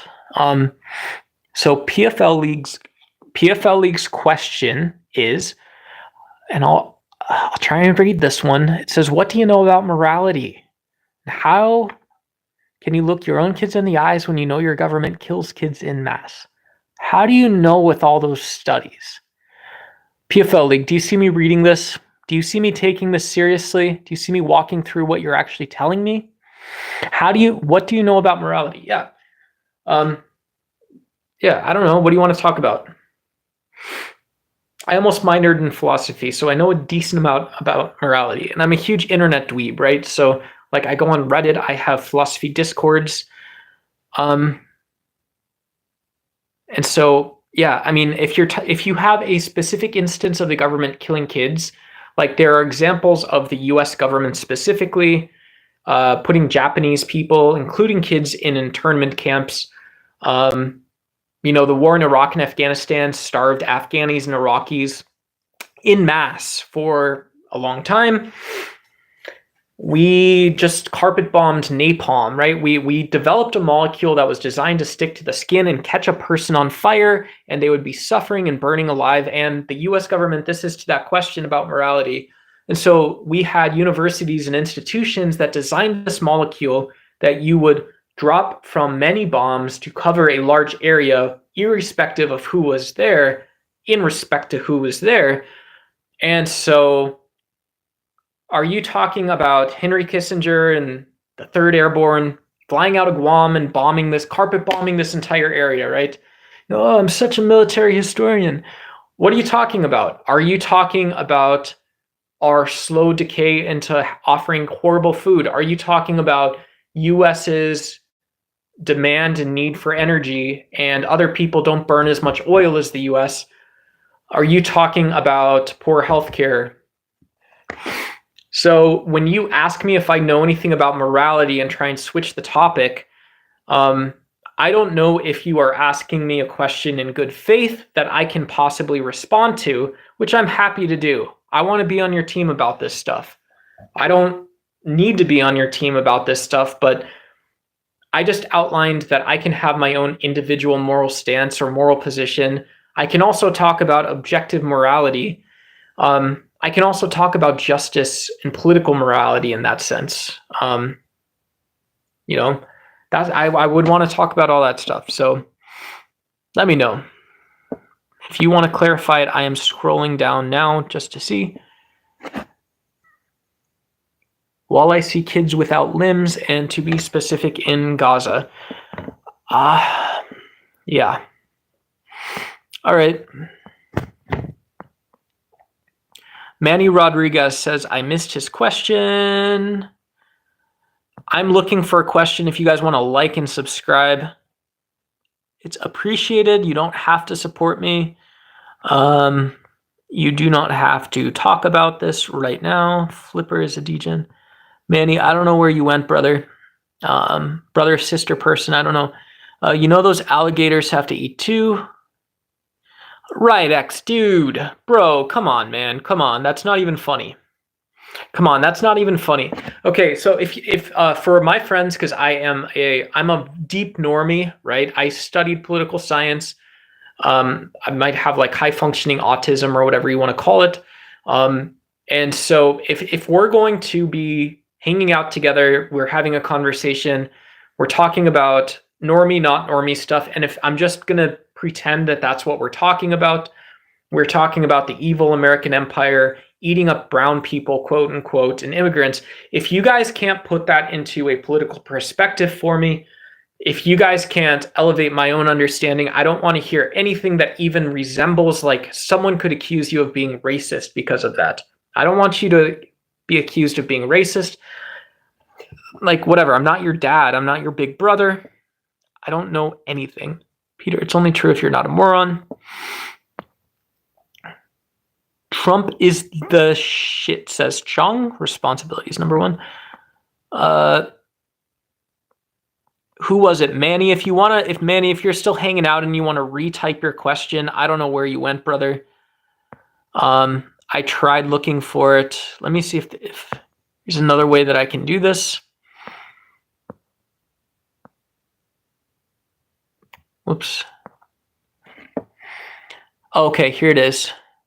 So Manny Rodriguez asks, how would you clean up the mess that Biden caused by opening the borders and letting millions of illegal immigrants into our country? How would you clean up the mess that Biden caused by opening the borders and letting millions of illegal immigrants into our country?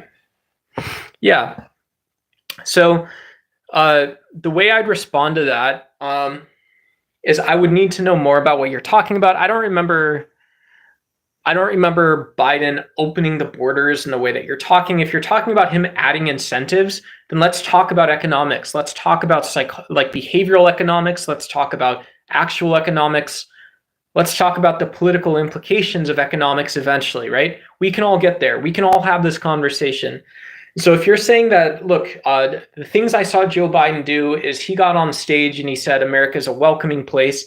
He said that American families can thrive and be successful here. He said all this. He said this. He said that.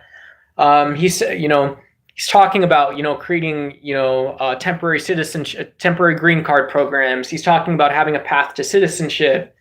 He's talking about letting people get social security numbers. They can go get a driver's license. They can get a college education. They can get all this stuff in the US. They can apply for food benefits. You need to provide proof of citizenship for Medicare, Medicaid, and SNAP, by the way.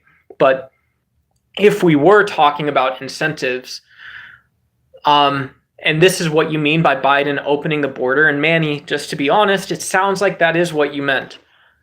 If I can put this message up real quick here.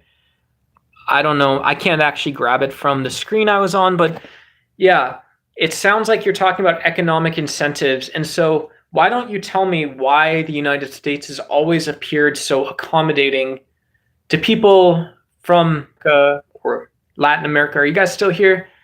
I just my phone shut down real quick. You would have to let me know.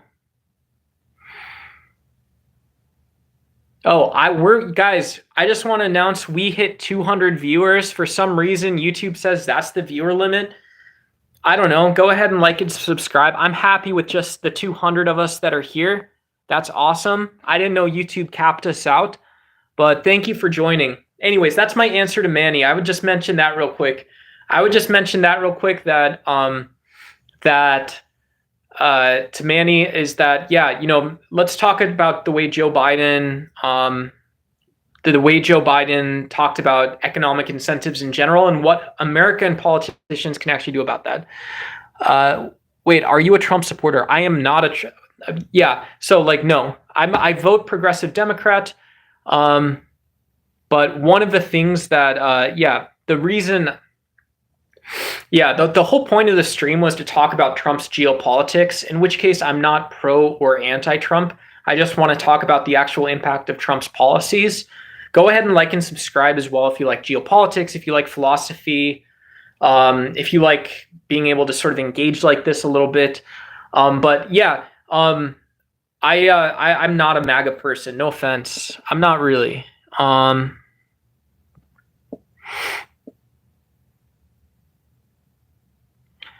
Southside Tony. Yeah. I don't know if that's a big complaint or a small complaint or if they're all complaints. No offense. I think, I don't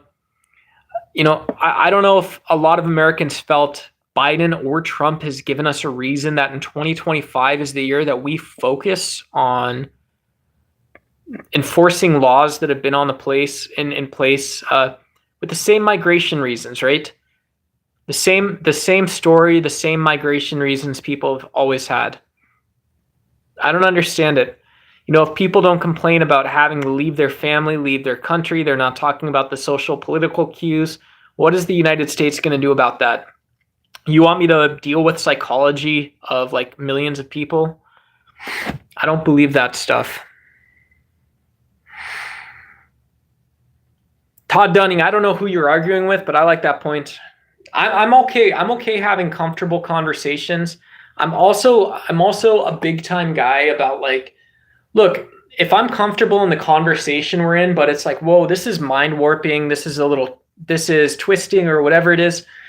if I get into that space and where it's like you're telling me something harsh or hard about the world, it's like I wasn't ready to know that yet. You're gonna have to push me a little further. Then you're gonna have to push me a little further.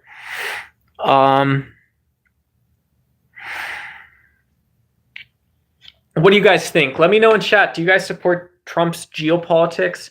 Other than the fact, like, if you're not allowed to use the word immigration, if you're not allowed to, if that's it, let's just focus. If you can't talk about immigration, guys, do you support Donald Trump? Do you believe he's going to be a peaceful president? Do you believe that he's going to help America get jobs and keep jobs in the long term? What do you guys think? I don't think so. I think he has strategy that can be understood geopolitically, but I don't believe he is a good leader for our domestic politics. That is honesty. That is honesty, buddy. Yeah, I thought Joe Biden was great for, someone else was in here earlier talking about Joe Biden and the economy. I thought Joe Biden was great for our economy. Just being honest, I thought Joe Biden was great for our economy. Yeah, I think when people felt they understood that Joe Biden was leading from Washington, but they still had a governor they could rely on, a lot of companies were more confident in growing and investing.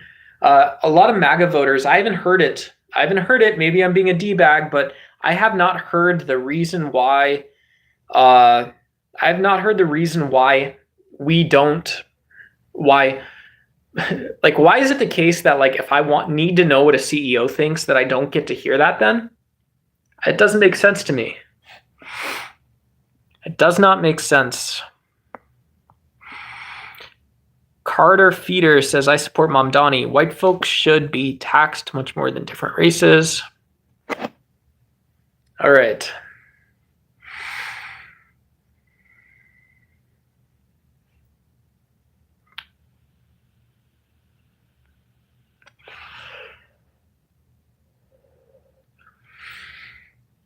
Ugh.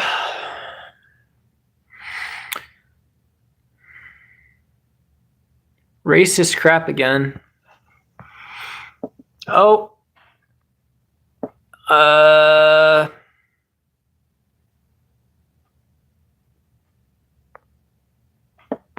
Whoops. Let's see. Yeah, sorry. Amerikaner. Yeah, I always apologize to people. I don't care if you guys, one of the things we do here is if you post something that is either explicitly or outright racist, I will block that. I will, delete it or ban you for a period of time. You can always come back. But we don't try and talk down to people, right? We don't want to do, like, I don't know if you guys know the people like Andrew Wilson. I don't know if you guys know the big political channels. We don't want just one voice. We want everyone to be able to talk. You guys are doing by the way, like, whatever. You guys are doing an awesome job having a fair conversation. I see people on both sides of the aisle. And so we don't want, if you have something better to say than a slur or something bigoted that's not giving someone else a chance to talk, I still want you to participate. Sometimes that's just not going to be tonight. If it happens again or whatever, if it happens again, it's definitely not just going to be tonight. That is what happened. So that's what happened. That's what happens, buddy.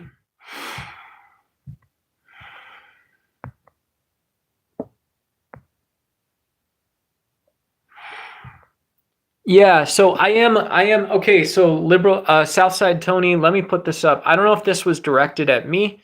It's not that you are liberal, it's that I'm delusional in my answers. Yeah. Okay, but to be fair from where you're coming from, if you pull me up into a conversation talking about the United States government, if you pull me up into a conversation talking about Washington, D.C. and coordinating lawmakers in all 50 states, if you pull me into a conversation about not just what you think when you wake up in the morning, but what all Americans think when they wake up in the morning, and you put me out there, You put me out there. My view is that I get to have my own personal opinion, but I get to have an opinion about all of those things, just like you do, And so calling me delusional, calling anyone delusional before we've had a chance to have a conversation, or maybe because I am a liberal, because I like talking about the individual responsibility. I like talking about individuals using reason, using evidence, having reasons to believe things. Because I like that stuff, I don't think it's totally fair to me or to someone else that I have to then live myself up to your standards for some reason. You're not really answering anything. Put something out there for me to answer then. God damn it, Manny Rodriguez. God damn it, bro. God damn it, bro. Harmony C, I do not have a boyfriend. I do not have a girlfriend. I do not reveal that stuff on the internet either. Do I look attractive to you? Am I attractive? Not really. Not really. Dip out. All right, so I don't know. Manny, put something freaking up for me to answer, dude. I just got told that I'm delusional. Now I'm not answering something. I can't win with you guys. All I wanted to say in the first place, you guys should have been here at the start. I've been telling people this all night. Be here at the beginning of the show. I was telling you that what Donald Trump is doing geopolitically is saying, look, my country, you guys can be a bunch of eBay pawns. If China and Russia is telling us we're the laughingstock of the world because America's only as strong as people can sell little rip-off Digimon, rip-off video games, rip-off PCs, just counterfeit shit that we put up on eBay. America's a spiteful place if you guys can't sell enough of this bullshit. And Donald Trump said yes to all that. And that we need to get paid tariffs for us to solve our problems. That's his geopolitics. That's it in a nutshell. It is that small. Tell me I'm wrong. Tell me I'm not saying anything. I just wanted to cover this one point. I think it's opposite. I think I am saying something, and I think it's in fact the case that y'all can't say or bring anything to this party, to this conversation. Take yourself seriously. Let's go.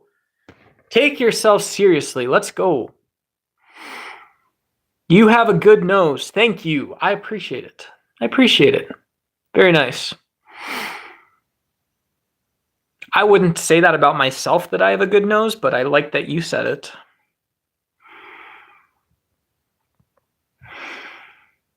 High tariffs. Had to have high tariffs for a living. Didn't know much, but I always had a ceiling. Didn't go far, but I knew I had a reason. Always had high hopes. Had to have high hopes for a living. A little indie, right? Once you're consuming like 50 billion, what's the number?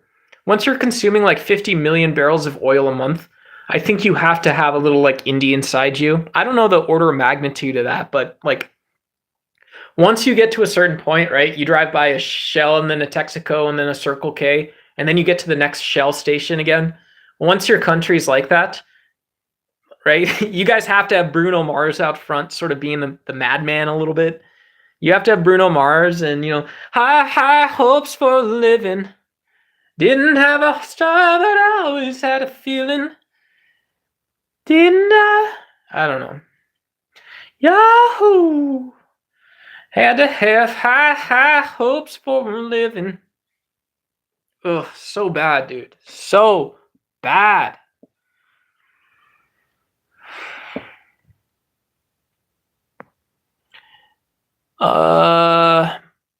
Donald Scudder. All right.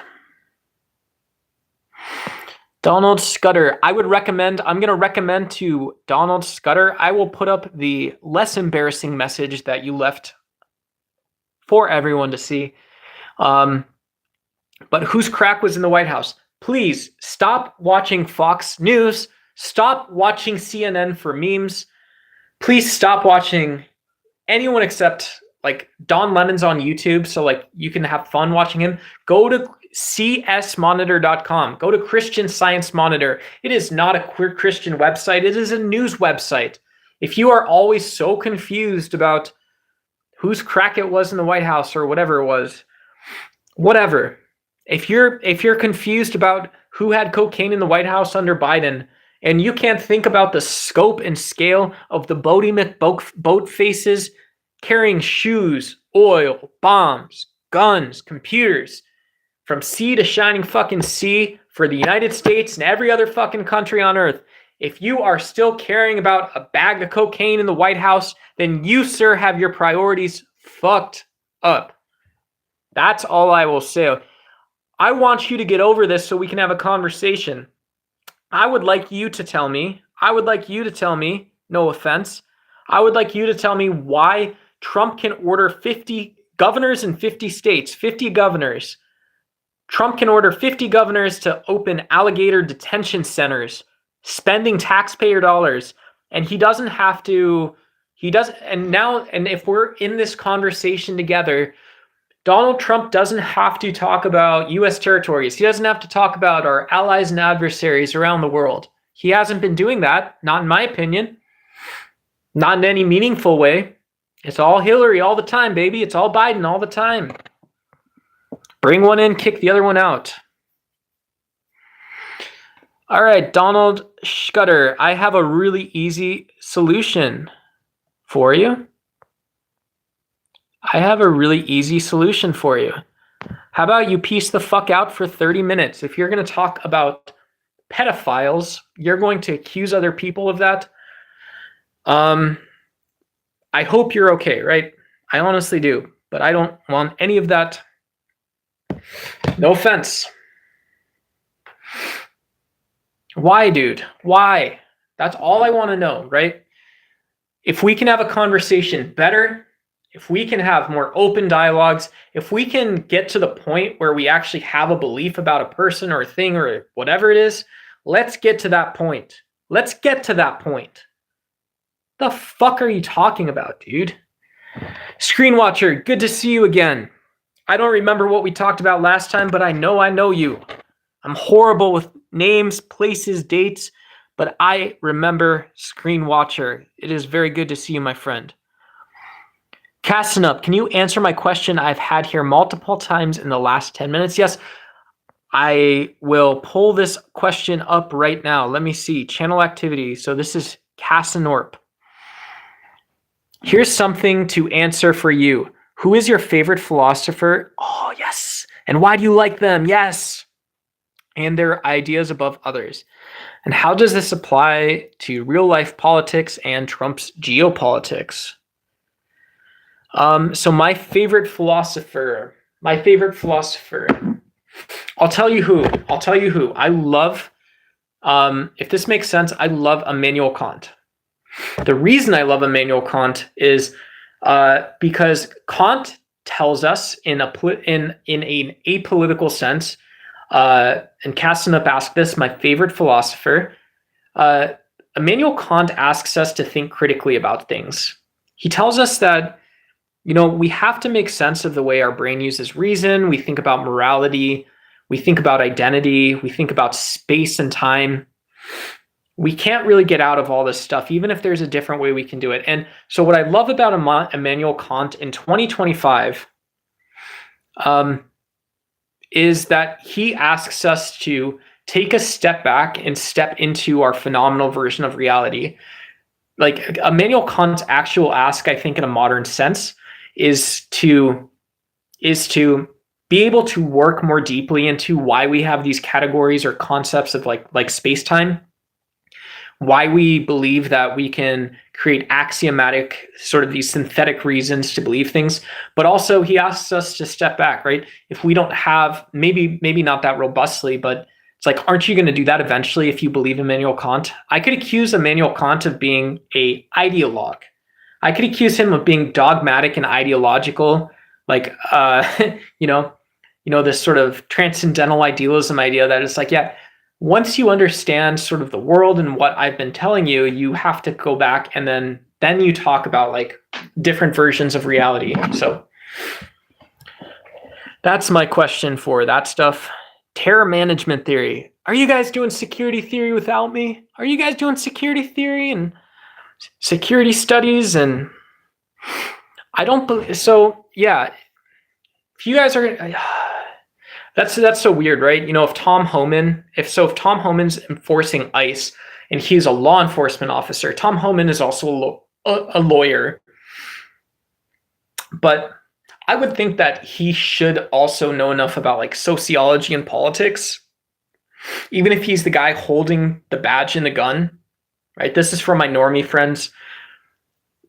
That's so fascinating. I don't know if that's what you're talking about, but like, if we think about Tom Homan being like, he's not a New York Mafia member, he's a lawyer and a law enforcement officer.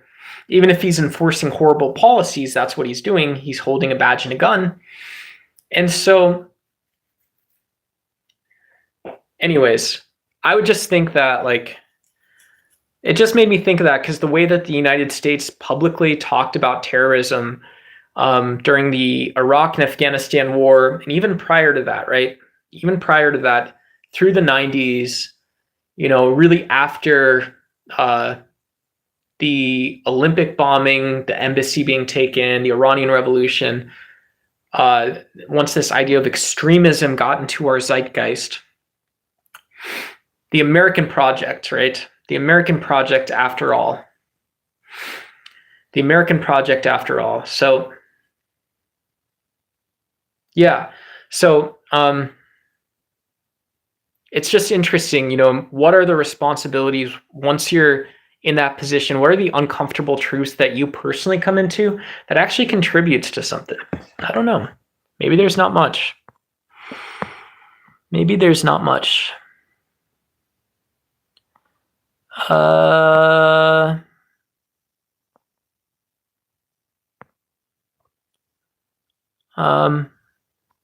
Go ahead and take a minute, Tom. Sorry, bro. Working on my doctorate in national security. Deneen Constantine. Good job. Good job.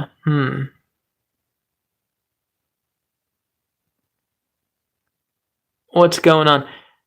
Yes, we do. Yes, we do, baby. Beth Cack. What's up? Take a step back out of reality. Now we know why. No, you didn't understand that, dude. Okay, so this is what I meant to say, and what I actually said is that Kant believes that our phenomenal reality, so the same way that a plane flies, the same way that a hamburger gets onto a plate, he believes that this is something that you can have knowledge about, and that you can have maybe more or less knowledge than someone. But the reason that is, right, the reason that is that there's almost some sort of like transcendental truth. And so if like magic hippie Jesus hands exist in the universe, right? Just like Daddy Trump is going to come solve everything for everybody. You know this to be true. This has to be true. If this is the case, then shouldn't, like what I meant by taking a step back out of reality is that like your phenomenal view of the world, it's not just a given, right? That's what Immanuel Kant tells us, is that we're always using reason and evidence to sort of synthesize our view of the world and reality. But this doesn't tell us like axiomatic truths about well-being and value. So, yeah, I'd love to have a conversation about it though, buddy friend. Thank you for the very kind comment. Kind comment to my friends. We could get down on that stuff. We can get down on a little bit of that stuff. Not Chili Bobo. I have a short answer to that. No, I don't. Kant was into will. I got yelled at about that yesterday.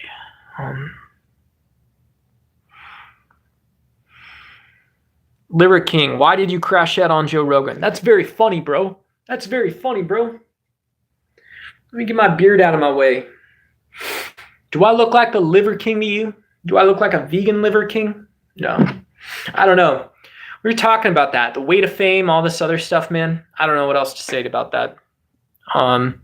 Dan H, great question. Yeah. Thank you. Thank you. Thank you. Thank you. Let's be charitable, even to people like, even to people like, right? If you start a sentence with people like Liver King, I'm not going for that. It's like Liver Prince, baby. Let's go. I think that's a good thing.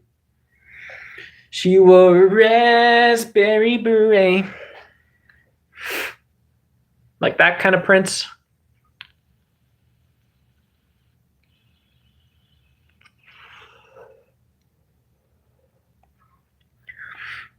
I think that's the Donald Trump rock star regime, man. Washing over us. I don't know, man. What do you guys want to do? What do you guys want to do? Just get a little active. Just a little active.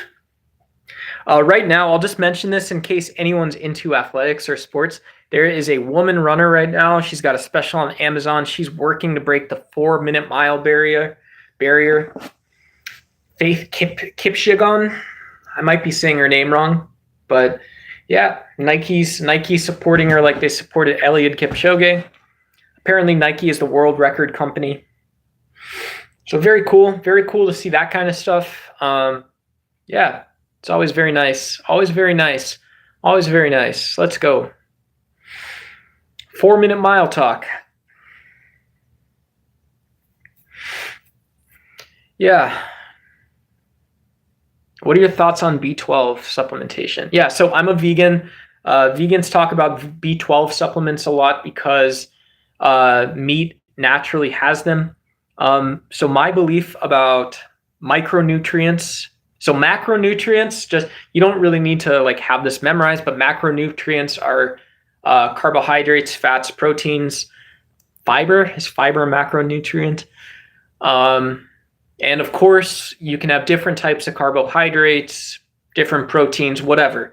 People that get really into that stuff and don't just sort of intuit that this is a better diet, they're not stressing and holding on to stuff, whatever. I went through all that stuff. I used to weigh 235 pounds, 240 pounds. I lost a ton of weight. Plant-based diet was part of it, whatever. I'm not trying to sell you anything, but my belief is like my actual Liver King opinion. My actual Liver King opinion is that, right, if I was actually Liver King, I would say that, yeah, don't make drastic changes. Don't let someone tell you to make drastic changes in your diet. If you decide to, some people can, but our bodies are a lot more resilient than people think. This is my philosophy. Take it with a grain of salt. A body builds and breaks. It recycles things. A body recycles things. How else would, like, you know, I sound like whatever. I don't know. I sound like a bad guy in the James Bond. How else would a coyote survive the season, James? James, do you think if a body did not recycle and build and break all on its own with independence, how else would a coyote survive the summer? James Bond, answer me this question. You do not know. Question. No, so B12 supplements, cool. Yeah, for people working full-time jobs, you know, for people that have tried supplementation and it works. If you got a blood test, obviously, whatever, trust a doctor. But yeah, you know, my main thing is don't let someone else tell you to change your diet in that way. And yeah, our bodies are naturally really good at producing energy and all this other stuff. You know, you have ATP that gets recycled. I believe B12 is one of the, it's one of the chemicals that helps our fat metabolize, helps our fat cells break down to whatever it is. I think, I don't know. Vegans talk about the, yeah. So just to Deneen Constantine in chat, I will just let you know, If I hadn't told you I'm an ethical vegan, I'm an ethical vegan. Yeah, some people do, some people don't. You know, there's obviously like social media demand for diet talk, and it's not just vegans, right? So, you know, just to be fair, Deneen, and to stand up for people that are doing vegan diet stuff, as a vegan or not, that's all I would say is like, chat, just be aware that like, look, if somebody wants to get like 5,000 subscribers on YouTube and that was their goal, they think they're helping people, maybe they are, right? Why else would those 5,000 people be watching them? Right? So if people are doing that stuff, cool. I'm not going to like, right? I'm not going to anti-vegan MAGA, whatever, anything like that. What up? Jackie Vasquez, what's up? Big MAGA fan, welcome, welcome.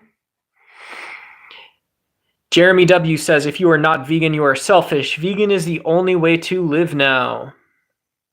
Conflict Monitor says, rule number 1 of Vegan Club, never shut up about Vegan Club. Yeah, like I said, I'm an ethical vegan. I didn't imagine I would be as ethical as I am today. Yeah, yeah. For a lot of people, it's very easy to make the dietary change, the mindset shift. It's very easy to explore the types of questions you get, maybe when you don't have a full serving of red meat every single day. For other people, it's difficult to do that. I think there's lots of ways to live ethically. That's absolutely important to me personally. And yeah, absolutely. Am I pro-life? I am pro-choice. I believe Roe vs. Wade was a very well-written decision. That sounds like it had a wrong answer. I don't know if that was intended or if that's just my feeling about it, but yeah, I've talked about that in the past. I think any strong alpha sigma male with women in their lives have thought about the pro-life, pro-choice debate. They've explored, they've gotten as low as they can to the bottom of what it means to consider someone else having an abortion. And yeah, after considering it, I realized that after 8 weeks, I can once again consider it. After 8 weeks, I can once again consider it. And that's about it. And that's done. That's the end of it. Period. Thor Gundenson, thank you for being good faith. Yes. The Sfeed here. The Sfeed. Yes. No, that's good. That's good, bro. No offense. No offense. I didn't mean to call you out like that, but pro-murder. I don't believe that rhetoric helps anyone. Yeah, yeah, whatever. Everyone who hates this can leave. Everyone else can like and subscribe, right? Because it's YouTube. It's all for views. It's all for content. But I'm going to start penalizing each and every one of you like Satan. Anytime you let a stem cell die, anytime you let something bad happen in your own body. How about that? That's who I'm going to vote for next time. That's the next Democratic president, bitch. You guys want to be judgmental? Instead of embracing a conversation? I get the strong feelings and opinions. I get the anger, the outrage, whatever it is, right? You got ops like that? That doesn't make any sense. That's not rational. Just kidding. Just kidding, bro. Just kidding, bro. Yeah, my next Democratic candidate isn't it's fucking Sanjay Gupta. I'm gonna have Sanjay Gupta write a body bill of rights. Okay, a body bill of rights. This is gonna go on for the next 30 years. Actually, in 30 years, we're gonna talk about that because that's when anything gets done. But in the meantime, Sanjay Gupta's body bill of rights is gonna be putting you MAGA people in jail. Anytime a MAGA person, a non-vegan, anyone who's not a fourth wave feminist does something bad in their own body, I'm going to have the opportunity to put you in jail. I'm going to put you in jail. There's no time to wait for the future, baby. What do you think we're waiting for? We're waiting for a shot. You guys thought globalist was your problem. Big problem. Sanjay Gupta was your problem. What did you expect to see when you get there? Yes, let's go, baby. Smash that like, tap those notifications. I'm just kidding. I don't care. I appreciate everyone. I will say this. This is a huge non sequitur from talking about comically electing. I thought it was funny. Comically electing Sanjay Gupta to regulate stem cells.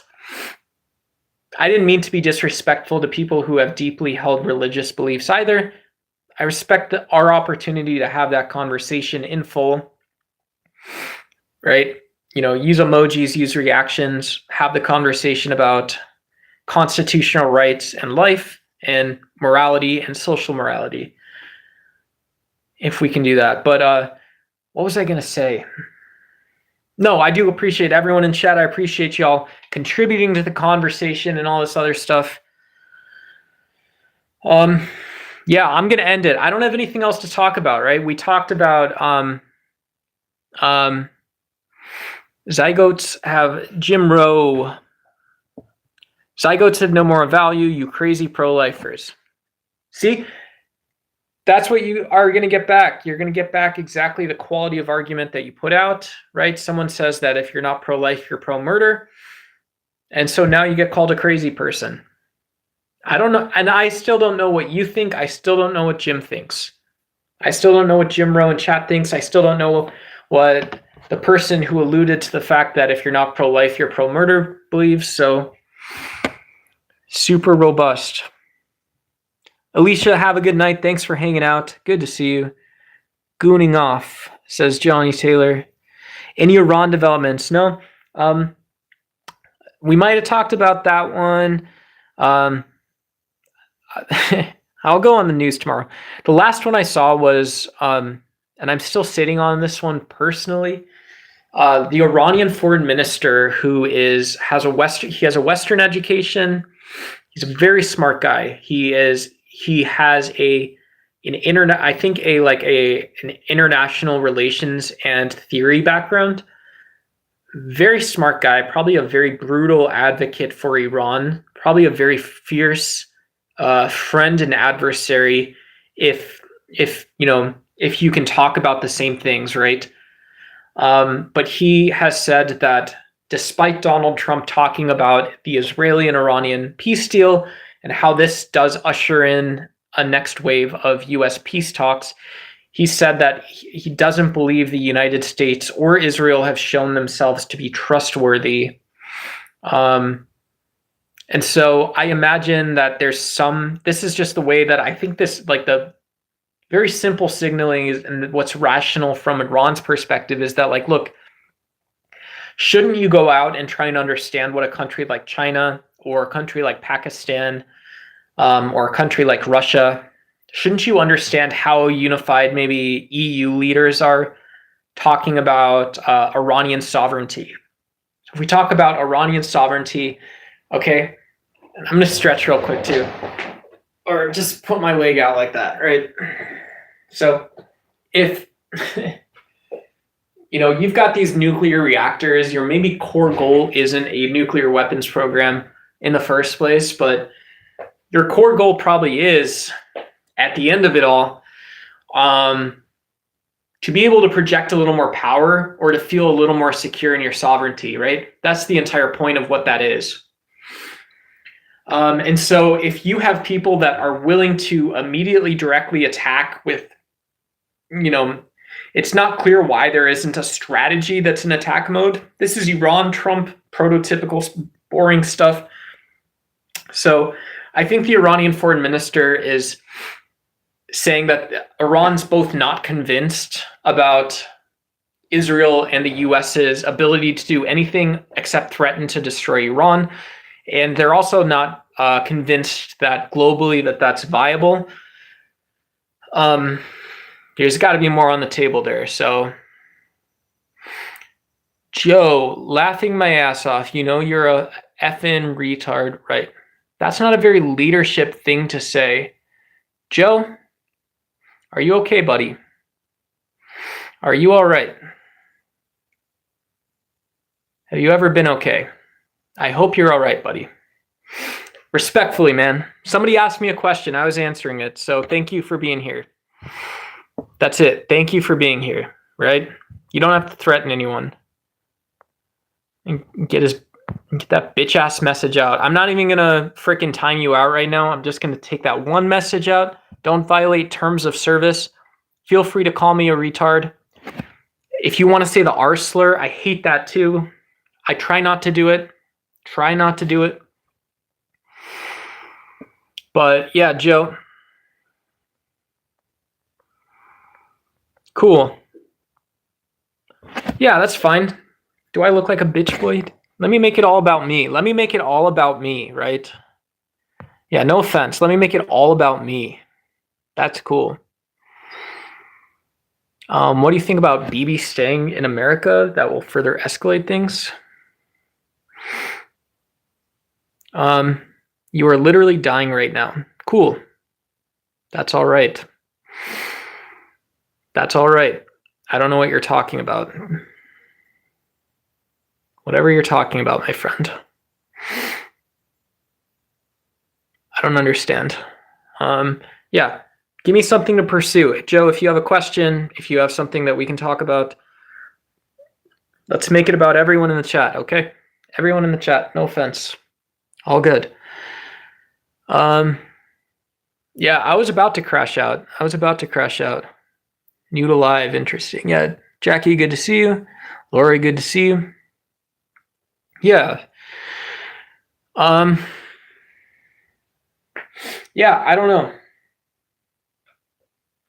That's one of the confusions about multipolarity is you don't typically expect someone like the Ayatollah in Iran or their foreign minister or someone like Donald Trump. In the way that, you know, politics have usually been talked about is that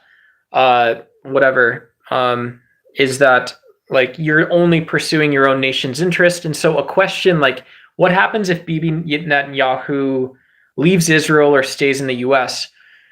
Well, you know, who knows? I don't know. I have more questions than answers myself, right? This is partially why, and yeah, okay, so thank you for everyone for being here, but also like for people really interested in geopolitics, like go on Geopolitics, freaking like YouTube or Discord or Reddit. Right? You don't have to listen to some crazy guy on mobile. You don't have to listen to every single fucking MAGA or left-wing influencer that you know, right? I'm obviously more progressive, so do support guys like Sam Cedar. If you like David Pacman, go support David Pacman. I will fuck you up, goofball. I don't know if you're actually talking to me or if we're having a conversation, but like you're sure stepping into it, but from where, my friend? From where? When your risk goes up, does it go down? Can you do that? Can you do that like that? Buddy? Let's fucking go. I don't know where you're at even. All right. Joe, just because, yeah, thank you. I appreciate, I think a lot of people are from Saskatchewan. I watched David Pacman says Jackie Wagner. Dude, I appreciate you bringing the energy to the stream. I really do. I don't need any of your Canadian bullshit right now, bro. Tell me how you rage. Joe, tell everyone. I'm showing that we have between 130 and 180 people here. Tell me how you rage in Saskatchewan. Saskatchewan. Tell me how you get down, brother. How do you get down, brother? All right. Okay, thumbs down for you. Lori, let me know what we could talk about or do better. But yeah, feel free to downvote, upvote, subscribe, like, whatever it is. That's it. Yeah. Wilson Sanders says, Iran fended off Israel in the U.S. I'm going to replace this pinned message. Iran fended off Israel in the U.S., so they look the strongest out of this event. Yeah. So I talked about this on a previous stream. And so my own opinion is that the U.S. strikes and Israeli strikes, as well as what most people believe are probably a laundry list of subversive offensive actions that are maintained or taken on a fairly regular basis in Iran, by Israel and the U.S. at least, right? Because Iran is an isolated country. They're considered a relatively weak state, in some ways, right? And so, I think what Iran has that's very strong is, first, it appears that there's not a demand for the regime to fall. Second, it appears that on the global stage, we understand becoming a nuclear state. We understand this stuff, but what we might not understand is what a highly securitized small nuclear program might look like, right? What is the actual response to stuff like this? I don't know. So, and so, yeah, that's my longer response to Wilson Sanders' comment. If anyone has any ideas, I pinned that comment in chat. Iran fended off Israel, and so they look like the strongest out of the event. Yeah, I think Iran proved that they have more capabilities to launch offensive strikes. There's probably some dialogue about people that would come to the aid of Iran or deeply capitalize on a larger intervention.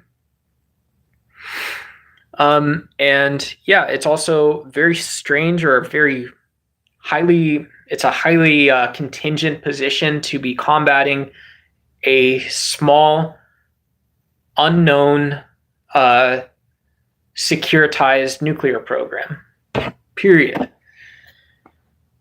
So why wouldn't you conduct diplomacy in that case? Why wouldn't you conduct diplomacy in that case? Is that precedented? Is that possibly precedented? Yeah. Yeah.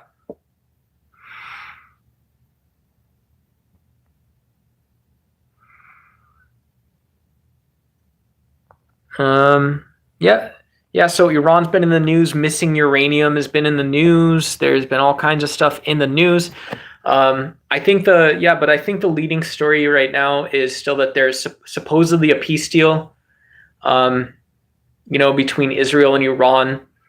It's still not clear if there is missing uranium or what it would take for Iran. That's like the main diplomatic thing right now, right? I think a lot of people in the world, without having a 20-year perspective or 10-year perspective attached to it, whatever it is, again, but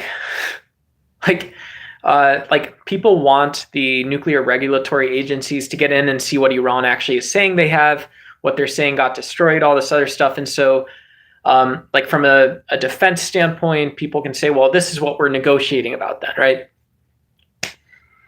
Really big kid play in the international arena. And yeah, definitely important to follow if you're a fan of nonviolence or you're a fan of pacifism. Now is a great time to sort of, again, follow your favorite news contributors. I'm advertising websites. I'm not advertising, but CS Monitor, Christian Science Monitor is one trusted by people needing brief secular. It's not a religious publication, I don't think. But it's fairly good reporting, very independent. CS Monitor, it's not like TBN or CBN at all. You'll see what I mean if you go there ever. But it's a good time to stay engaged and stay in reality. Very tough adult things to do and figure out what it is exactly that you want or that you're looking for, right? Don't be a baby back fucking bitch about stuff. If you're the bitch, then you're the bitch, as it turns out. No one gives a fuck. No one gives a fuck. Yeah, smash subscribe, support Duck. I am learning very funny accents. I'm very tired, right? We are 2 hours and 40 minutes. Someone said do not crash out. CNN fake news. Yes, Iran signed NPT and IAEA and Israel did not. Yeah. And Israel did not. Yeah. Yep. I could absolutely see how people accuse the international community. So if you want me to go against that just a little bit, I would say, well, yeah, it makes sense, but it's also weird because you see you see that the people that are usually against the international community are themselves the ones committing human rights abuses, right? Very strange. Very strange, right? And so obviously IAEA is supposed to be more administrative and less political, and people have agreed on that in the past. Raznick. So the big beautiful bill is a bunch of bullshit. I think it's concessions. I think it's geopolitical concessions in some sense, are saying that the U.S. is going to become more offensive. It's very scary stuff. Very scary stuff. Brother, just ignoring my input. Toshi, I got you. That's all you got to do. If I miss you, I'm on a small screen. Toshi is saying, but the retracted and administration pressure, and Tulsi even vouched for the yearly report. I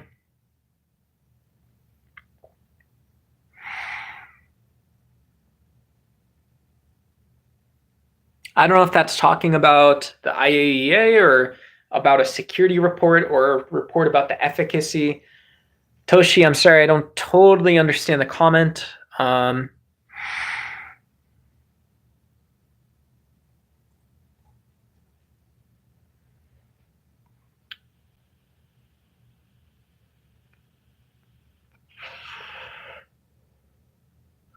Yeah. Yeah.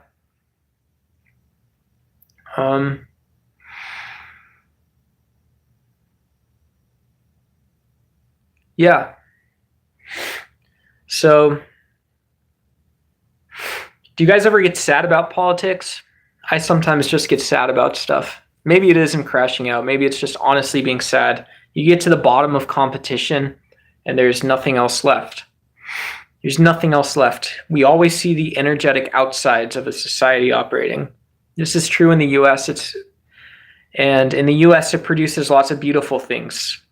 Produces people who have jobs, who have a home, who have a family, who have themselves. And a lot of times that comes at the expense of thinking about the justice or fairness of it. I don't know if that's the same thing as a crash out, but sure feels like it to me. I'm 35, so I think I'm allowed to crash out on these mobile streams and shit. I'm gonna take off actually. Yeah, we didn't do big beautiful bill today.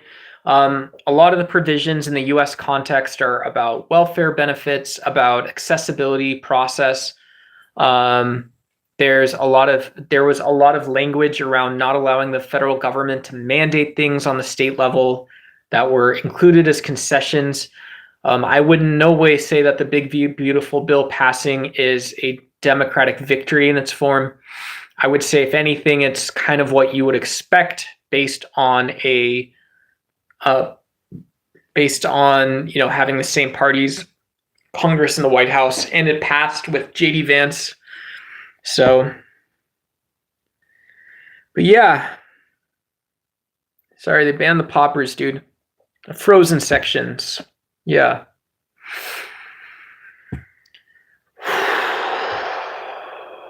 Yeah, so the thing that I would say, so what I'd sort of debate or argue, we had a good stream, I think. If you guys want to smash that like, hit subscribe if you guys want to join me again. If not, what we usually try and do here is have sort of fair conversations. We've had a lot of awesome, good faith people in chat, people voicing some strong opinions. And yeah, we try and not talk down to people. We try and not talk down to people that are sharing their opinions. Sometimes we read from books. This is Jean-Jacques Rousseau. I love talking MAGA stuff. Maybe we'll do like a red pill conversation at some point, red, blue, black pill, whatever it is. And yeah, once you get down to sort of the core of the issue, it's always fun stuff. So thank you for whatever. Thank you for joining, and good to see all y'all. Dude, please stop picking your nose. It's disgusting with your right hand. Don't shake this guy's hand, making it people lose interest with that. Very funny, Sonny. Very funny, dude.